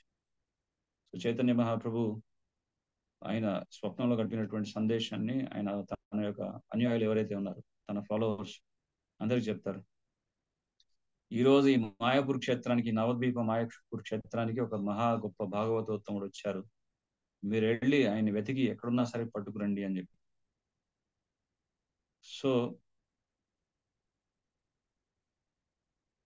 ఇక్కడ వాళ్ళకి అర్థమయ్యే విధంగా చెప్పాడు. కానీ నాకు తెలుసు ఆయన ఎవరో, నా సోదరుడు అనే తెలుసు, బలరాముడు లక్ష్మణుడు నా సోదరుడు అని చెప్పి ఆయనకు ఆ భావన, అటువంటి భావన అనేది కొనవుతుంది చైతన్య మహాప్రభు. సో నిమాయ్ పండిత్ ఆయన ఇంటింటికి వెళ్తున్నారు. సో ఆయన అడుగుతున్నారు అనమాట, ఇక్కడ సమాచారం ఈయన ఎక్కడున్నాడు. సో అదే సందర్భంలో ఇతడు కూడా నిత్యానంద ప్రభు కూడా వెతుకుతున్నారు, నిమాయ్ పండిత్ ఎక్కడున్నారు మాయాపూర్లో అని. ఒక్కొక్కసారి ఎవరో ఇంటికి వెళ్ళి తలుపు కొట్టి మాట్లాడతారట. సో ఆయన ఏం మాట్లాడుతున్నాడు, హిందీ మాట్లాడుతున్నాడా, తెలుగు మాట్లాడుతున్నాడా, కంబోడియన్ లాంగ్వేజ్ మాట్లాడుతున్నాడా, అమెరికన్ లాంగ్వేజ్ మాట్లాడుతున్నాడా, ఎవరికి అర్థమయ్యేది కాదు. సో ఆ విధంగా అందరిని అడుగుతున్నాడు, నిమాయ్ పండిత్ ఎక్కడ అని. ఇంకా లాభం లేదని చెప్పేసి చైతన్య మహాప్రభు తనకి చాలా దగ్గరగా ఉన్నటువంటి సన్నిహిత సహచరులు ఎవరైతే ఉన్నారో శ్రీవాస్ పండిత్ మరియు హరిదాస్ ఠాకూర్, వారిద్దరికి ఆదేశం ఇస్తారు, వెళ్ళి మీ మహాభాగవతోత్తముడు ఉన్నారు ఇక్కడ, ఆ భక్తుని కనుక్కొని రండి అని చెప్తారు. ఎక్కడ ఉన్నారు? సో వాళ్ళంతా వెళ్తారు. ఎక్కడ కనపడట్లేదు మహాభాగవతోత్తముడు. అంటే వాళ్ళ ఎక్స్పెక్టేషన్స్ వేరు. ఈయన కనపడినా కానీ ఈయన అయి ఉండొచ్చో కాకపోవచ్చు అని చెప్పి వాళ్ళు అర్థం చేసుకోలేకపోతున్నారు. ఎందుకంటే ఒక అవధూతగా ఉన్నటువంటి ఆ అవధూతని అర్థం చేసుకోవడం ఎవరి తరం కాదు. అందుకే అవధూత అన్నారు. ఈజ్ లైక్ జస్ట్ లైక్ మన భాషలో అర్థం అవ్వాలంటే ఈజ్ లైక్ ఏ స్పై అనమాట. అంటే మనం అర్థం చేసుకునే విధంగా ఒక మారువేషంలో ఉంటారు. సో ఆ విధంగా వెతుకుతున్నారు. ఆగడికి ఎక్కడున్నారని చెప్పేసి వెతుకుతుంటే ఆయన అంటే ఇక్కడ ఎంత వెతికినా దొరకకపోవడం అంటే అర్థం ఏంటంటే, యస్య ప్రసాదాత్ భగవత్ ప్రసాదో యస్య ప్రసాదాన్ నగదీపుతోపి. అంటే భగవంతుడి యొక్క అనుగ్రహం ఉంటేనే మనకి గురువు లభిస్తాడు. అదేవిధంగా గురువు యొక్క అనుగ్రహంతోనే మనం భగవంతుని చేరుకోగలం. సో అక్కడ చైతన్య మహాప్రభు యొక్క అనుగ్రహం కావాలి. సో చైతన్య మహాప్రభు ఇక లాభం లేదని చెప్పేసి చైతన్య మహాప్రభు లేచారు, నేనే వస్తాను స్వయంగా, ఆయన ఎక్కడున్నాడని చెప్పేసి ఆయన జాడ కనిపెడదామని చెప్పేసి వస్తారు. ఆ విధంగా వచ్చి ఆయన కరెక్ట్గా ఎక్కడ మనకి ఇప్పుడు మాయాపూర్ టెంపుల్ ఏదైతే ఉందో ఆ టెంపుల్ పక్కనే నందనాచార్య అనేటువంటి వారి యొక్క గృహం ఉంది. సో ఈ నందనాచార్యుడి యొక్క గృహంలో బస చేసి ఉంటారు. ఎవరు? నిత్యానంద ప్రభు. సో ఈ విధంగా చైతన్య మహాప్రభు తన యొక్క అనుయాయులతో పాటు అందరితో పాటు నందనాచార్యుడి యొక్క గృహానికి వస్తారు. గృహానికి వచ్చి ఇక్కడ ఉన్నాడు ఈ మహాభాగవత ఉత్తముడు, ఇక్కడే దాక్కున్నాడు అని చెప్పేసి నిత్యానంద ప్రభుని చూస్తారు. సో మిగతా వాళ్ళందరికీ అర్థం అవ్వట్లేదు, ఈయన మహాభాగవత ఉత్తముడు అంటే వాళ్ళు ఏదో ఎక్స్పెక్టేషన్ లో ఉన్నారు. చూడ్డానికి ఒక సాధువుగా గంభీరంగా సన్యాసి వేషధారణలో జపమాలతో అలా కనపడతా అంటున్నారు. కానీ ఈయన అలా కనపడట్లేదు. సో ఆయన ఎలా ఉన్నాడు? కోటి సూర్య సమప్రభ, ఎంతో ఆయన శరీరం నుంచి ఎంతో తేజం అనేది ఉత్పన్నం అవుతుంది. ఒక నీలి వర్ణంలో ఉన్నటువంటి దుస్తులు ధరించున్నాడు. బలరాముడు ఎప్పుడు కూడా బ్లూ కలర్ డ్రెస్సెస్ వేసుకుంటాడు. సో అలాగే ఒక టర్బన్, ఒక బ్లూ కలర్ ఒక టర్బన్ అలా కట్టుకున్నారు. ఆ విధంగా ఆయన ఎప్పుడు పెదవుల నుంచి ఎప్పుడు కృష్ణుడి యొక్క నామం వస్తుంది, హరే కృష్ణ హరే కృష్ణ కృష్ణ కృష్ణ అని. సో వాడంతా చూశారు. ఇక చైతన్య మహాప్రభుకి అర్థమైపోయింది, వీళ్ళందరికీ అర్థం అవ్వాలంటే ఆయన బాహ్యమైనటువంటి ఆ స్వరూపాన్ని చూసి వాళ్ళు అర్థం చేసుకోలేరు. అప్పుడు శ్రీవాస్ పండితుడు చెప్తారు, మీరు కొన్ని భాగవతం నుంచి కొన్ని శాస్త్రాల నుంచి శ్లోకాలు పఠించండి అని. ఎప్పుడైతే శ్రీవాస్ ఠాకూర్ ఆయన భాగవతంలో ఉన్నటువంటి శ్లోకాలు ఉచ్చరించడం ప్రారంభిస్తారు, అప్పుడు నిత్యానంద ప్రభు తనకున్నటువంటి ఆ భక్తి పారవశ్యాన్ని ప్రదర్శించడం జరుగుతుంది. అంటే అప్పుడు అవన్నీ కూడా వ్యక్తపడుతుంటాయి, సిమ్టమ్స్ అని. ఆయన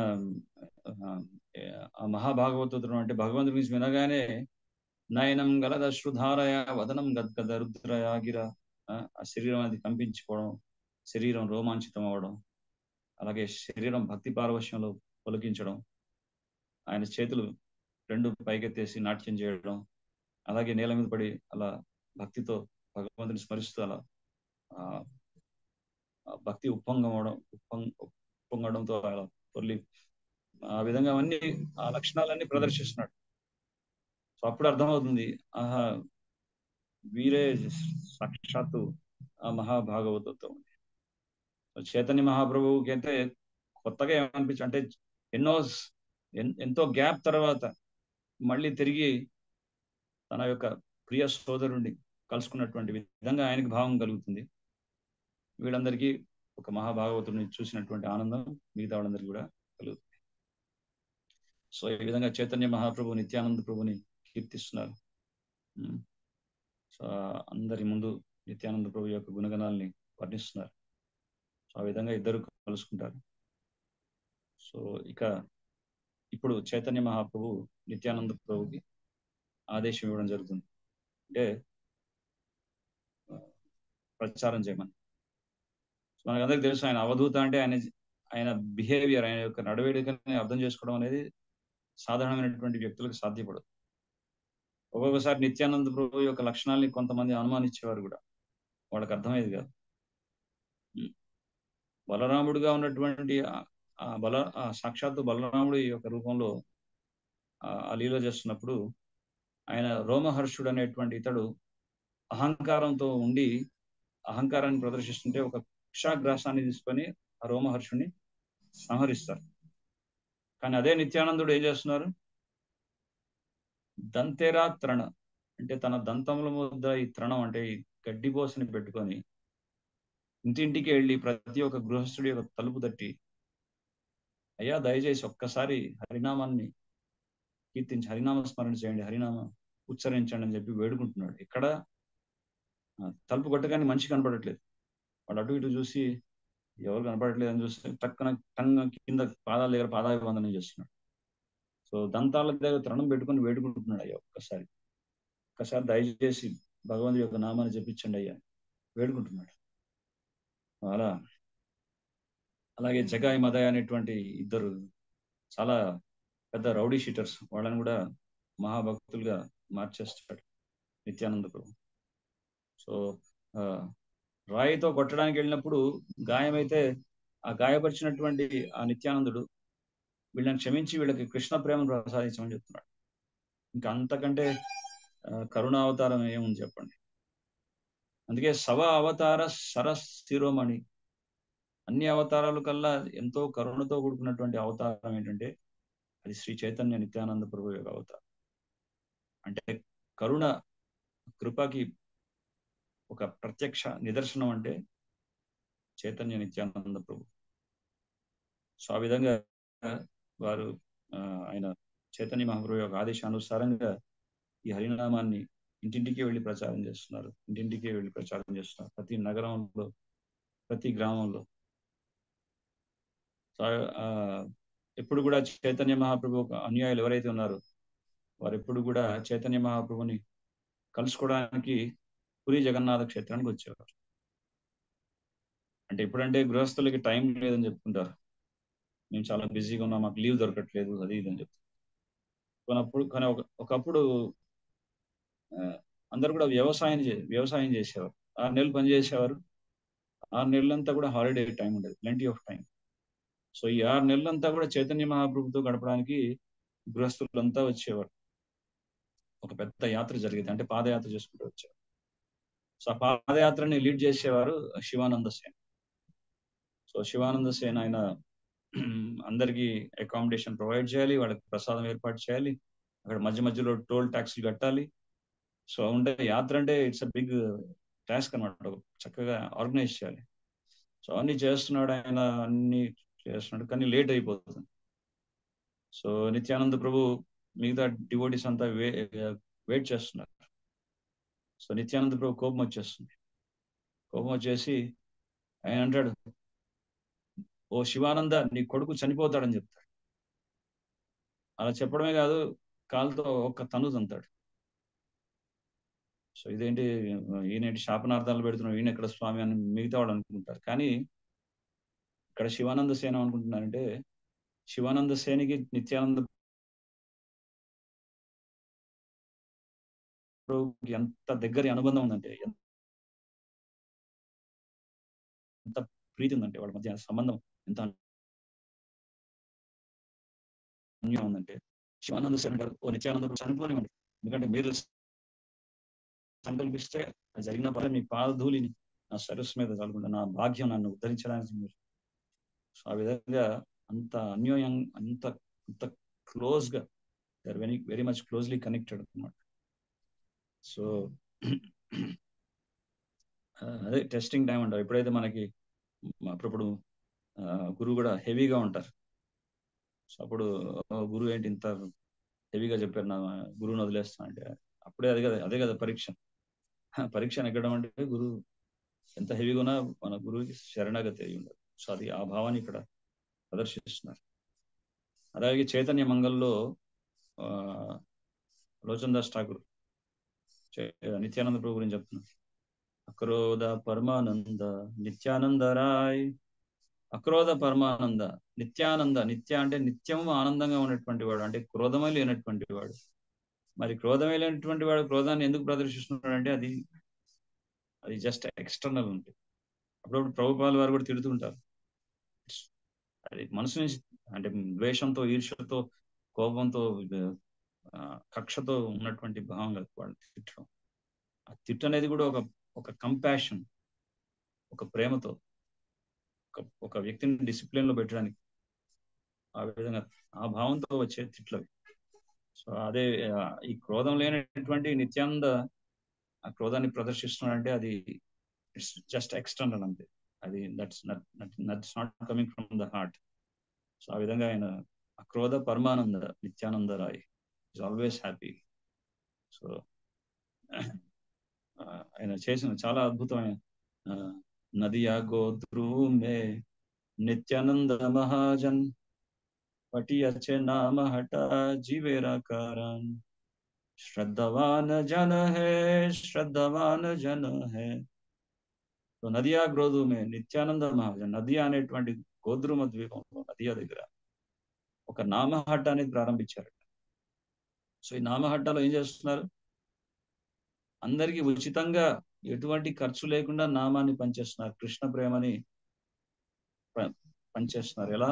భగవంతుడి యొక్క సంకీర్తన మాధ్యంగా, భగవంతుడి యొక్క నామస్మరణ.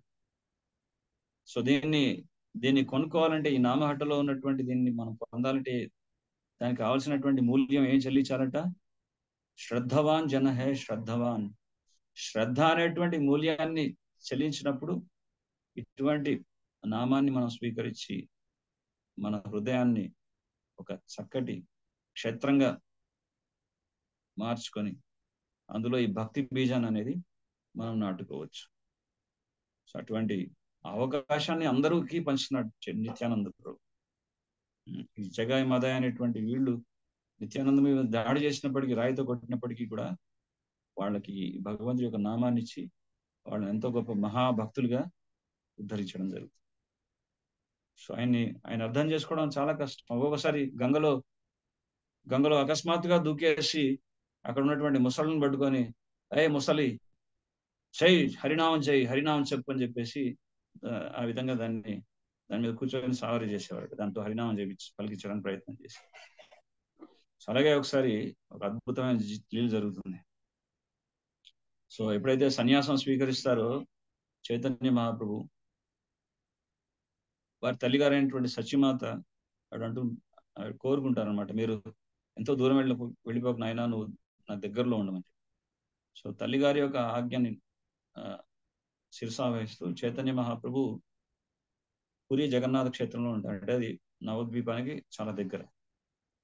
సో పూరికి వెళ్ళే టైంలో చైతన్య మహాప్రభుని హైజాక్ చేస్తారు, అంటే ఇక్కడ తప్పిస్తాడు. నిత్యానంద ప్రభు ట్రిక్ చేస్తారు.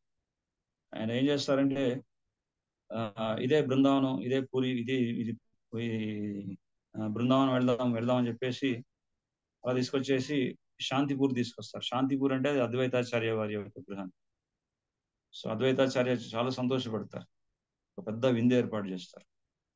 సో సన్యాసి రూపంలో ఉన్నటువంటి చైతన్య మహాప్రభు ఉంటే, నేను ఎక్కువగా తినను, నేను మితంగా నాకు పెట్టండి అంటే, అక్కడ వాళ్ళ మధ్య హాస్య పరిహాస్యంగా, జగన్నాథపురి క్షేత్రంలో ఉండగా చెప్పని భోగు మీరు ఆరగిచ్చారు, ఇక్కడ మీరు తినలేరా అని చెప్పేసి బలవంతంగా ఆయనకి ప్రసాదాలన్నీ కూడా అర్పిస్తుంటారు.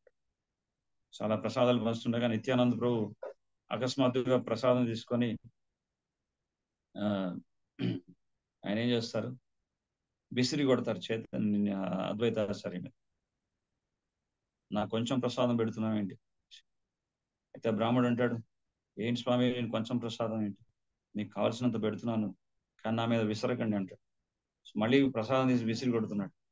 సో ప్రసాదం ఎప్పుడైతే విసిరి కొడుతున్నాడు, అద్వైతాచార్య మీద ప్రసాదం పడుతుందో, ఆయన ఆనంద పారవశ్యంతో నృత్యం చేస్తున్నాడు. ఆహా స్వామి, మీరు ఈ విధంగా అనుగ్రహం ఇస్తున్నారా, ప్రసాదం నా శరీరాన్ని స్పర్శించగానే నాకు ఆనంద తన్మయత్వంలో నేను భగవంతుడి యొక్క సంకీర్తన చేస్తున్నాను అని చెప్పేసి ఆ విధంగా అక్కడ లీల జరుగుతుంది శాంతిపూర్లో. సో అప్పుడు అద్వైతాచార్య అంటారు కోపంగా, నువ్వు ఒక పిచ్చివాడిలాగా ప్రవర్తిస్తున్నావు అని చెప్పేసి, ప్రసాదాన్ని ఎవరైనా అలా విసిరి కొట్టవచ్చా అని. నిత్యానంద ప్రభు అంటారు, ఏంటి నన్ను పిచ్చివాడు అంటావా, ఇప్పుడు ఈ రోజు నీకు పనిష్మెంట్ ఏంటంటే, ఒక 100 మంది సన్యాసుల్ని రోజు ఇంటికి పిలిచి వాళ్ళకి నిత్యాన్నదానం చేయాలి, ఇదే నీకు పనిష్మెంట్. సో ఆ విధంగా ఒక హాస్య పరిహాస్యంతో చాలా అద్భుతంగా నవద్వీప శాంతిపూర్ క్షేత్రంలో చాలా అద్భుతంగా లీలలు జరుగుతున్నాయి. యాక్చువల్లీ ఇవన్నీ ఒక రోజులో, ఒక గంటలో మనం అన్ని చర్చించలేము. జస్ట్ మనం మనకి ఆ నిత్యానంద ప్రభు యొక్క అనంతమైనటువంటి ఆ లీలలు అవి చర్చించడానికి కూడా అర్హత లేదు. అయినప్పటికీ మనం ప్రయత్నం చేస్తున్నాం నిత్యానంద ప్రభు యొక్క కృప వల్ల. సో ఆ విధంగా నిత్యానంద ప్రభు తను ఎటువంటి తారతమ్యాలు చూడకుండా అందరికీ కృష్ణ భక్తిని, కృష్ణ ప్రేమని పంచారు. వీడు ఆకులస్తుడా, వీడు ఉన్నత వర్గానికి చెందినటువంటి వాడా, వీడు అధమ వర్గానికి చెందినటువంటి వాడా, వీడు ఆ కులానికి చెందినటువంటి వాడా, ఆ మతానికి చెందినటువంటి వాడా, వీడు చాలా పెద్ద హోదాలో ఉన్నటువంటి వాడా, వీడు కటిక పేదవాడా, ఎటువంటి తారతమ్యాలు చూడు. పాపి తాపి జాతి చేలో హరినామ ఉద్ధారిలో. సో ఎటువంటి వాడికైనా సరే వాడికి హరినామాన్ని అందించేటటువంటి అవకాశాన్ని ఇచ్చారు. పాపి అంటే బాగా పాపాలు చేసినటువంటి వాడు, తాపి అంటే ఆ పాపాలు చేసి వివిధమైనటువంటి ఆ పాపాల యొక్క ప్రభావం చేత వివిధమైనటువంటి తాపత్రయాలు గురైనటువంటి వాడు. సో ఈ 2 తరగతులు చెందినటువంటి వాళ్ళందరినీ కూడా ఉద్ధరిస్తున్నాడు. ఏ విధంగా? పాపి తాపి జాతీయలో హరినామ ఉద్ధారిలో, హరినామం ద్వారా ఇద్దరిని కూడా ఉద్ధరిస్తున్నారు. సో అదే విధంగా అదే భావంతో ఈ రోజుకి మనం చూస్తాం శ్రీల ప్రభుపాదుల వారు నిత్యానంద ప్రభు యొక్క అడుగుజాడల్లో నడుస్తూ ఆయన ఈయన అర్హుడా అనర్హుడా అనేటువంటి తారతమ్యాలు ఏమీ చూడకుండా అందరికీ ఈ భగవత్ సందేశాన్ని, ఈ భగవద్గీత జ్ఞానాన్ని మొత్తం విశ్వవ్యాప్తంగా ప్రచారం చేసి అందరికీ అవకాశాన్ని ఇచ్చారు. అందరినీ భక్తులుగా చేస్తున్నారు. సో చైతన్య మహాప్రభు చూసేవారిని ఈ భక్తి మార్గం ఎంత విస్తృతంగా ప్రచారం అవుతుంది. సో చైతన్య మహాప్రభు ఆజ్ఞాపించారు, భారతీయులందరికీ ఒక ఆజ్ఞ, భారత భూమి జన్మ హైలేవారు జన్మ సార్థక్ కొరి కరో పరోపకార్.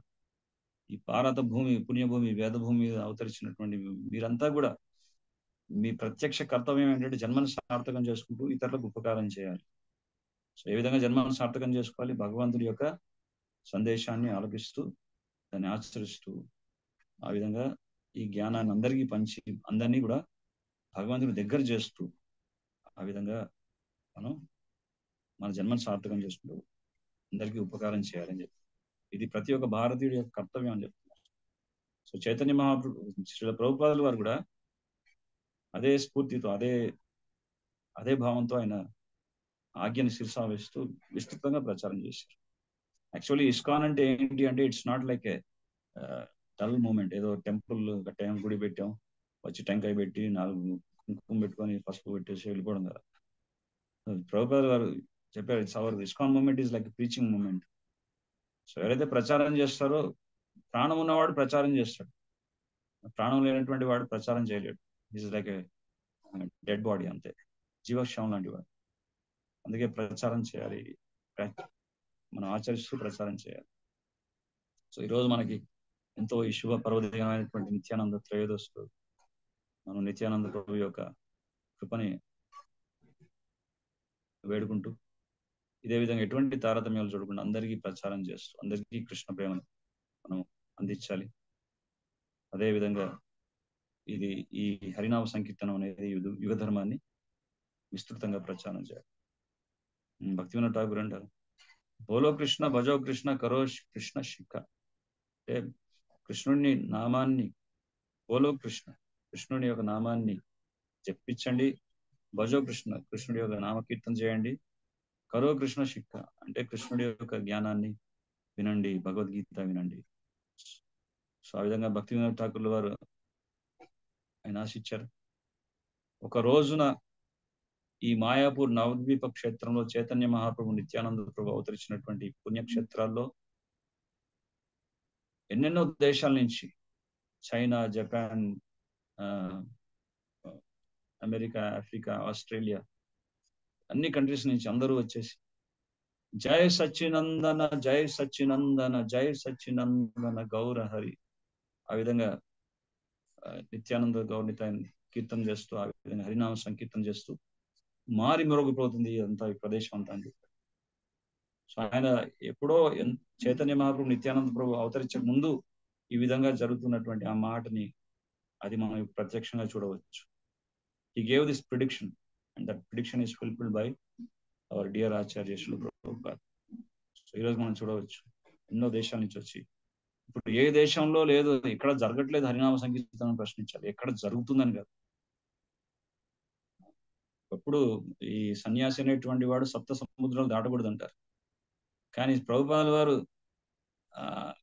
ఆ సన్యాస ధర్మంలో ఉంటూ కూడా ఉపకారం చేయాలి, ప్రచారం అనేది మెయిన్ ఇంపార్టెంట్ అంటూ ఆ సప్త సముద్రాలను ఏ విధంగా అయితే హనుమంతుల వారు సప్త సముద్రాన్ని లాంఘనం చేసి లంకకు చేరి అక్కడ ఉన్నటువంటి వారిని ఉద్ధరించారు, అదేవిధంగా శ్రీల ప్రభుపాదుల వారు కూడా ఈ సప్త సముద్రాన్ని దాటి ఆయన వెళ్ళి ఈ హరినామ సంకీర్తనాన్ని మొత్తం విశ్వవ్యాప్తంగా ప్రచారం చేశారు.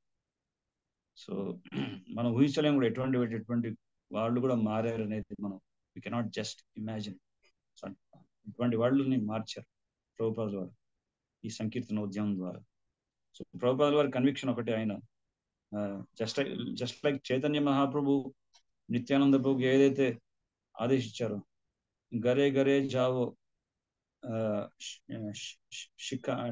శిక్ష, అందరి ఇంటింటికి వెళ్ళి కృష్ణనామాన్ని ప్రచారం చేయమని చెప్పి ఏ విధంగా అయితే చైతన్య మహాప్రభు, నిత్యానంద ప్రభు ఆదేశించారో, అలాగే భక్తి సిద్ధాంత సరస్వతి ఠాకూర్, ఆయన శ్రీల ప్రభుపాదుల వారి యొక్క గురువు గారు శ్రీల ప్రభుపాదుల వారికి ఆదేశించారు, మీరు పాశ్చాత్య దేశాలకు వెళ్ళి ఈ కృష్ణ భక్తిని విస్తృతంగా ఆంగ్ల భాషలో ప్రచారం చేయండి అని చెప్పి. సో గురువు పట్ల ఉన్నటువంటి ఆ నిష్టని, ఆ శ్రద్ధని పరిపూర్ణంగా ప్రభుపాదుల వారు దాన్ని ఆచరిస్తూ ఆయన గురువు యొక్క ఆదేశాన్ని పాటిస్తూ ఆ విధంగా వెళ్ళి విజయవంతంగా తిరిగి వచ్చారు భారతదేశానికి. సో ఆయన మనం చూస్తాం ఇప్పుడు అన్ని కంట్రీస్ లో ఎన్నో దేశాల్లో జరుగుతుంది. అందరూ సంకీర్తన ఉద్యమాన్ని స్వీకరిస్తున్నారు. ఈ సంకీర్తన ఉద్యమానికి అందరూ ఆకర్షితులు అవుతున్నారు. It's like A time tested process. ఏదైనా పరిచయం అంటారు, ఫలితం ద్వారా దాని యొక్క పరిచయాన్ని మనం అర్థం చేసుకోవచ్చు అంటారు. So it's time tested process. ఈ సంకీర్తనం అనేది ఎలాంటి వాళ్ళని కూడా మార్చగలదు. ఎంత దిగువ స్థానంలో ఉన్నటువంటి వారైనా సరే ఈ సంకీర్తనాన్ని స్వీకరిస్తే వాళ్ళు పరివర్తన వస్తుంది అని చెప్పి ఒక రుజువు ఇది ఒక ప్రత్యక్ష నిదర్శనం. సో ప్రభుపాదులు వారు సింపుల్ గా ఏం చేసినంటే ఆయన ఈ యుగ ధర్మాన్ని చాలా ఎఫెక్టివ్ గా ప్రచారం చేశారు, ప్రాక్టీస్ చేశారు, అదే విషయాన్ని ప్రచారం చేశారు. సో ప్రభుపాదులు వారు అంటారు, ఆయన డైరీలో ఒక విషయం రాసుకున్నారు. This chanting of the holy name is the only solace for the suffering humanity. The whole human society's problem can be solved by taking up the chanting of the holy name. Hare Krishna, Krishna Krishna, Hare Hare, Hare Rama, Rama Rama, Hare Hare. So, ఆ విధంగా ప్రభుపాదుల వారు strong conviction and faith, ఆయన భగవంతుడి యొక్క నామాన్ని మీద పరిపూర్ణమైనటువంటి శ్రద్ధ కలిగి ఉన్నాడు కాబట్టి ఆ భగవంతుడి యొక్క నామ సంకీర్తన ద్వారా మొత్తం విశ్వానంతా కూడా భక్తులుగా మార్చగలిగారు. So that is the evidence what we are seeing practically no. So మనం కూడా ఈ ప్రీచింగ్ మూమెంట్ లో ఉన్నాం ఇస్కాన్ లో. సో వీ హ్యావ్ టు, మనం కూడా మనకు వీలైనంత వరకు మనం ట్రావెల్ చేస్తూ కనపడ్డ యార దేకో తారక హో కృష్ణ ఉపదేశ్ అమర ఆజ్ఞ గురు హై తారోపదేశ్. సో అందరూ కూడా ఎక్కడికి వెళ్ళినా సరే, ఎవరిని కలిసినా సరే అందరికీ కృష్ణుడి యొక్క ఉపదేశం ఇవ్వడానికి మనం ప్రయత్నం చేయాలి. అందరూ కూడా గురువు అవ్వాల్సినటువంటి బాధ్యత అందరికీ ఉంది. అదేవిధంగా ఒక గురువుని కూడా మనం స్ట్రిక్ట్ గా ఫాలో అవుతూ గురువు యొక్క నిర్దేశాల అనుసారంగా మనం భగవంతుని సేవించుకోవాలి. సో నిత్యానంద ప్రభు ఆది గురువు అయితే, మిగతా ఆది గురువుని ఫాలో అవుతున్నటువంటి గురు తత్వాలన్నీ కూడా ఆయన ఇచ్చే శక్తిని పొందుతారు. సో ఆ విధంగా పరంపరతో, ఆ గురు పరంపరతో ఎప్పుడైతే మనం కనెక్ట్ అవుతామో అప్పుడు నిత్యానంద ప్రభు యొక్క కృప కూడా మనకు లభిస్తుంది. నాకు నిత్యానంద ప్రభు కృప అవసరం, డైరెక్ట్ చైతన్య మహాప్రభు కృప కావాలంటే సాధ్యపడు.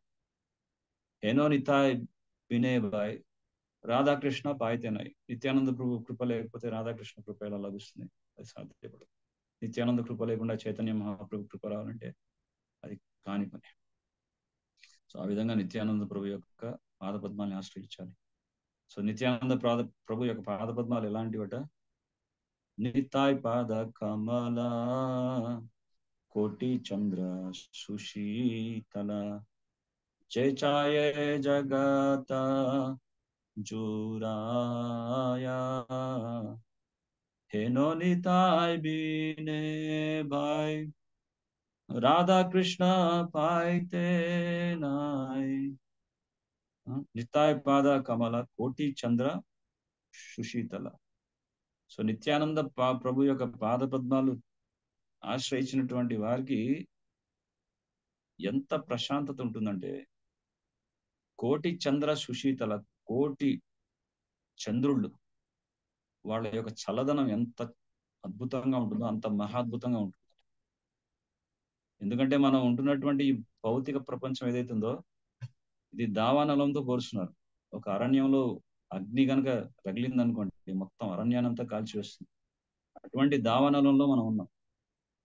సంసార ధావ నలలిద లోక ప్రణయ కారుణ్య ఘన ఘనాత్మం ప్రాప్తస్య కళ్యాణ పునర్నవస్య వందే గురు శ్రీ చరణారవిందం. సో దావాల నలంలో ఉన్నటువంటి అగ్నిని చల్లార్చడం అనేది ఎవరి వశం కాదు. కానీ ఎప్పుడైతే ఈ వర్షం అనేది కురుస్తుందో అప్పుడు అది అగ్ని అనేది ఉపశమనం అవుతుంది. సో అదేవిధంగా ఈ సంసారం అనేటువంటి దావానంలో మనం ఇరుక్కున్నాం. ఇక్కడ నానా కష్టాలు పడుతున్నాం, ఎన్నో ఇబ్బందులు పడుతున్నాం, ఎన్నో బాధలు గురవుతున్నాం. సో నిత్యానంద ప్రభు యొక్క పాదాలని ఆశ్రయించడం వల్ల మనకి ఒక చల్లటి ఉపశమనం కలుగుతుంది. మనం ఆ నిత్యానంద ప్రభు యొక్క అనుగ్రహంతో ఈ భౌతిక జగత్తు నుంచి మనం దీన్ని దాటేసి భగవంతుడి యొక్క అనుగ్రహంతో మనం భగవంతుడి చేరుకోవచ్చు. సో ఇక్కడ ముగిద్దాం. జై శ్రీ నిత్యానంద ప్రభు త్రయోదశి మహామహోత్సవ్ కి జై. జై శ్రీ శ్రీ గౌరనితాయ్ కి జై. జై ఇస్కాన్ సంస్థాపకాచార్య జై అరవింద భక్తి వేదాంత స్వామి శిల ప్రభుపాద్ కి జై. జై హరే కృష్ణ కృష్ణ కృష్ణ జై Hare Krishna Hare Krishna Krishna Hare Hare Hare Rama Hare Rama Rama Rama Hare Hare. Hare Hare. Thank you so much Prabhuji. చాలా చాలా ధన్యవాదాలు. చాలా చక్కటి క్లాసు. అంత చాలా చక్కగా మొదటి నుంచి నిత్యానంద ప్రభు అవతరణ గురించి, ఆయన లీలలు, బాల్య లీలలు, ముఖ్యంగా ఆయన వేసిన నాటకాలు చాలా ఇంట్రెస్టింగ్ గా ఉన్నాయి. తర్వాత చైతన్య మహాప్రభు అండ్ నిత్యానంద ప్రభు ఒక లీలలు, వాళ్ళు చేసిన కార్యక్రమాలు చాలా అద్భుతం ప్రభుజీ. అదే మీరు అన్నట్టు మనకి టైం సరిపోదు, చాలా వింటూనే ఉండొచ్చు. చాలా చాలా పాస్ టైమ్స్ ఉన్నాయి. అట్లాగే మనకి పానిహాటి పాస్ టైం కూడా మనకి శ్రీ నిత్యానంద ప్రభునే కదా ప్రభుజీ మొదలు పెట్టారు. సో అట్లా మనకి స్వామికి సో చాలా చాలా పాస్ టైమ్స్ ఉన్నాయి. ఎస్ ప్రభుజీ. చైతన్య చరితామృతము అసలు మొత్తం విన్నా చైతన్య భాగవత చైతన్య చరితామృతం మొత్తం విన్నా కూడా మనకి ఇంకా సరిపోదు అనిపిస్తుంది. అలా ఉన్నాయి pastimes. Thank you so much Prabhuji. ఈరోజు నిజంగా నిత్యానంద త్రయోదశి మూడ్ని మీరు తెప్పించారు. Thank you so much. అదే అదే నాకు అదే కొంచెం చిన్న డౌట్ ఉండింది, మీరు లాస్ట్లో క్లారిఫై చేశారు. అదే మన గురుతత్వ గురించి. సో బలరాముడు నిత్యానంద ప్రభులాగా అవతరించినందుకు ఆయన ఆది గురువు అయ్యి మనల్ని నడిపిస్తున్నారు. అండ్ కృష్ణుని చేరడానికి మనం ముందు నిత్యానంద ప్రభు ఆశ్రయం పొందాలి. అంతే కదా ప్రభుజీ మీరు చెప్పింది?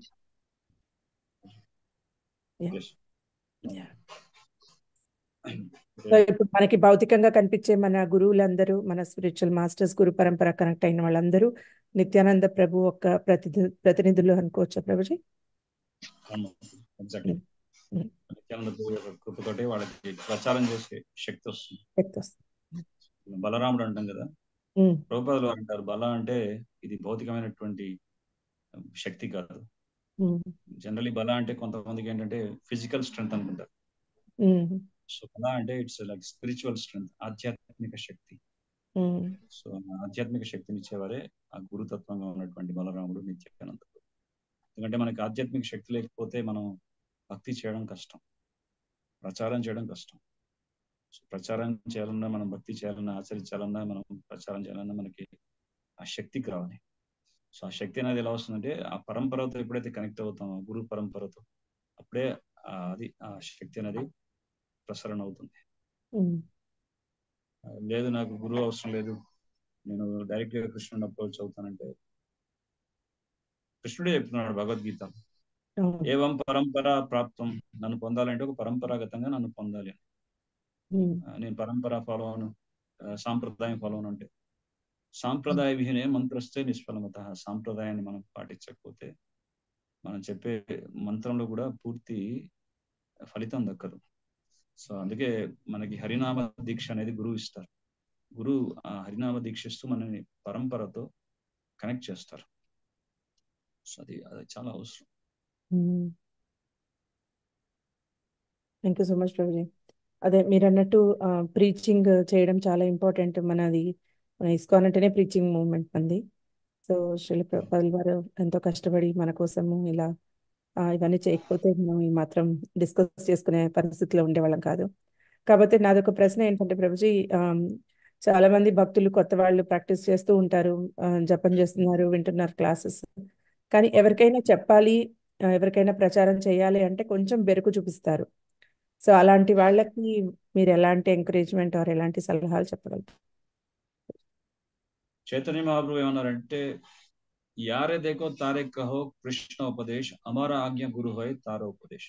సో చైతన్య మహాప్రభు ఇచ్చినటువంటి సందేశం అంటే ప్రతి ఒక్క భారతీయుడు అందరూ కూడా గురువు అవ్వాలి. అంటే మనకి చాణక్యుడు చెప్తాడు, ఆత్మమాత గురు పత్ని బ్రాహ్మణ. అంటే మనం ఒక తల్లి ప్రధానం, బిడ్డ పుట్టగానే మొట్టమొదటి గురువు తల్లి అంటారు. సో తల్లిగా ఆ బాధ్యతను వహించినప్పుడు మీ మీద ఆధారపడుతున్నటువంటి మీ సంతానాన్ని మీరు ఉద్ధరించగలిగారు. లేకపోతే ఆ తల్లి యొక్క బాధ్యత స్వీకరించి లాభం లేదు. సో ప్రచారం అంటే ఓన్లీ వ్యాసపీఠం మీద కూర్చొని ప్రవచనం చెప్పడం అదొకటే ప్రచారం కాదు. ప్రచారం అంటే it has many ways and means అన్నమాట. జస్ట్ లైక్ మనం ఇంట్లో పిల్లలకి తల్లిదండ్రులు శిక్షణ ఇవ్వాలి. బాల్యం నుంచి భగవద్గీత శ్లోకాలు జరుగుతుండాలి, నేర్పిస్తుండాలి, కీర్తన జరుగుతుండాలి. సో పిల్లలు తల్లిదండ్రులను చూసి నేర్చుకుంటారు. అది ఆ శిక్షణ తల్లి కావాలి. గురువు ఏ ప్లేస్ అయినా సరే, ఎక్కడికి వెళ్ళినా సరే మనం ఒక ఆపర్చునిటీ కోసం వెతుకుతుండాలి. అదేంటంటే మూడు ఏంటంటే ప్రచారం చేసే మూడు. నాకు బాగా తెలుసు, నీకు తెలియదు కదా అందుకే నీకు తెలియజేస్తున్నాను మూడు కాదు. ఇక్కడ ఏంటంటే ఈ భక్తి మార్గాన్ని నేను పొందాను, కృష్ణ చైతన్యాన్ని నేను అభ్యసిస్తున్న, హరినామ సంకీర్తనాన్ని నేను స్వీకరించాను, ఇది చాలా బాగుంది. సో ఇది చేయడం వల్ల నాకు ఎంతో ఉపయోగం కలుగుతుంది. సో దయచేసి మీరు కూడా ఇది స్వీకరించండి అని చెప్పి ఒక వినయంతో ప్రచారం చేయాలి. నాకు బాగా తెలుసు, నాకు శ్లోకాలు వచ్చి, నేను పాండిత్య ప్రదర్శన చేస్తాను, నాకు ఇంత తెలుసు, నీకు ఎంత తెలుసు, ఇది కాదు. సో నిజంగా మనకి కంపాషన్ అంటే ఒక దయ. ఇంత భౌతిక ప్రపంచంలో ఈ విధంగా మనం ఇన్ని రకాల ఇబ్బందులు గురవుతున్నాం, రకరకాల క్లేశాలకి జీవి బలవుతూ ఎన్నో కష్టాలు పడుతున్నాడు ఈ దుఃఖాలయంలో. సో అందరికీ మార్గదర్శకాన్ని ఇవ్వాలి. కాబట్టి మనం ఏం చేయాలంటే మన వంతు మనం ప్రచారం చేయాలి. నాకు యోగ్యత లేదు, నేను ప్రచారం చేయలేను, అది ఆ యాటిట్యూడ్ ఎప్పుడు ఉండాలి. That's proper attitude actually. అలా అని చెప్పేసి నేను ప్రచారం చేయను, నేను ఎవరికి ఏం చెప్పానంటే అది కరెక్ట్ కాదు. ఒకసారి ప్రభుపాదుల వారు ఒక చిన్న పాపని, సరస్వతి ఆ అమ్మాయి, అందరూ పండితులు వస్తారు, పెద్ద పెద్ద స్కాలర్స్, మాయావాది. భగవంతుడు అంటే ఎవరంటే, భగవంతుడు అంటే కాంతి, భగవంతుడు అంటే జ్యోతి, భగవంతుడు అంటే అది ఇది అంటారు. ప్రభుపాదులు అంటే చిన్న పాపను పిలుస్తారు, ఏ Saraswati come here, who is God అంటే ఆ సరస్వతి, ఆ చిన్న పాప, Krishna is the supreme personality of Godhead అని చెప్పేసి. సో ప్రభుపాదులు అంటారు, సీ దిస్ లిటిల్ గర్ల్, చిన్న పాప, she's completely convinced Krishna is the supreme personality of God. ఆమె ఎవరు మీరు కన్విన్స్ చేయగలరా కృష్ణ ఈజ్ నాట్ గాడ్ అని? మీ తరం కాదు. So she's the best preacher, ఆవిడ బెస్ట్ ప్రీచర్. ఆ కన్విక్షన్ రావాలి అంటే all comes through compassion. So conviction, ఆ కంపాషన్. ఎస్, నాకు యోగ్యత లేదు, ఇప్పుడు అదే ఈవెన్ ఎంత పెద్ద ఉపన్యాసం ఇచ్చినా ఆల్వేస్ షుడ్ అది గురువు యొక్క కృప వల్ల, వైష్ణవుల యొక్క కృప వల్ల నేను ఏదో 4 మాటలు చెప్పగలుగుతున్నా. అదే మూడ్లో ఉండాలి. And at the same time మనం ప్రాక్టీస్ చేస్తున్నాం. సో ఈ ప్రాక్టీస్ చేస్తూనే మనం ప్రీచ్ చేయాలి. జస్ట్ ప్రాక్టికల్స్ అంటే ఆచరిస్తున్నాం. సో ఆచరిస్తుంది అందజేసే ప్రయత్నం చేయాలి. అది వ్యాసపీఠం మీద కూర్చొనే చేయాల్సిన అవసరం లేదు. ప్రభుపాదుల వారు అంటారు, నా పుస్తకాలు ఉన్నాయి, నేను ఇంత కష్టపడి రాశాను కృష్ణుడి గురించి, సో ఈ పుస్తకాలు డిస్ట్రిబ్యూట్ చేయండి. ఇది కూడా ప్రీచింగ్. ఎవరైనా ఇంటికి వస్తే వాళ్ళకి ప్రసాదం పెట్టండి, కృష్ణుడి గురించి 2 విషయాలు చెప్పండి, అది ప్రచారం. సో ఎప్పుడు లైమ్ లైట్ లో ఎప్పుడు ఫోకస్డ్ గా ఓ బిగ్ ప్రీచర్ ఏం అవసరం లేదు అని. జస్ట్ వాట్ ఎవర్ యువర్, మనం ఎంతవరకు చేయగలుగుతాం. ఏ bird can fly according to it's capacity అని, మనకున్న కెపాసిటీతో మనకి చిన్నగా ఎంతవరకు నలుగురికి చేస్తే చాలు. ఇంకా ఎక్కువ హనుమంతుడిలాగా మనకు శక్తిని ఇచ్చాడు, నీకు ఎక్కువ చేయాలి. అంటే భగవంతుడు ఇచ్చినటువంటి శక్తిని మనం వాడుకుంటూ ఉంటే మనకు చేయడం వస్తుంది. Just like if you don't use it, will lose it. మనం ఆ శక్తి, భగవంతుడు ఇస్తున్నటువంటి ఆ శక్తి మనం యూజ్ చేయలేదు అనుకోండి, అప్పుడు మనం అది కోల్పోతాం. భగవంతుడు ఇస్తున్నాడు మాకు ఎన్నో, ప్రతి ఒక్క డివోటీకి స్కిల్స్ ఉన్నాయి. ప్రసాదం అండి, అది పంచాయడం, అది ప్రసాదం, ఆ ప్రసాదం తినగానే ఆహా ఎంత బాగుంది కృష్ణ ప్రసాదం అన్నారు చాలు. Life should do reaching try our level. Thank you Prabhuji, thank you so much. ఎవరికైనా ఏమైనా ప్రశ్నలు ఉన్నాయేమో ఒకసారి అడగనా ప్రభుజీ? మీకు టైం ఉందా కొంచెం? ఉంది మాతాజీ. భక్తులు ఎవరికైనా ఏమైనా ప్రశ్నలు ఉన్నాయండి? బాసి మాతాజీ. హరే కృష్ణ మాతాజీ, దండోత్ ప్రణామాలు. హరే కృష్ణ ప్రభుజీ, దండోత్ ప్రణామాలు. కృష్ణ చాలా మాతాజీ. బాగా చెప్పారు ప్రభుజీ. యాక్చువల్ గా నాకైతే అసలు నిత్యానంద ప్రభుజీ గురించి ఏమీ తెలియదు ప్రభుజీ. తనే ఉమ్, ఆమ్, తనే ఆ, ఇప్పుడు తన గురించి ఇంకా డీటెయిల్డ్ గా తెలుసుకోవాలంటే చైతన్య చరితామృతం చదవాలా ప్రభుజీ? ఫస్ట్ యాక్చువల్లీ ప్రభుపాద గారు ఒక సిస్టమ్ చెప్పారు మాతాజీ. ఫస్ట్ 4 బుక్స్, భగవద్గీత, భక్తి రసామృత సింధు, ఉపదేశామృతం, విశ్వోపనిషత్. తర్వాత భగవద్గీత అయిపోయిన తర్వాత భాగవతం అయిన తర్వాత చైతన్య చరితామృతం. అంటే ఇప్పుడు చైతన్య మహాప్రభు ఇవి వినకుండా వినకూడదని కాదు ఇక్కడ అర్థం.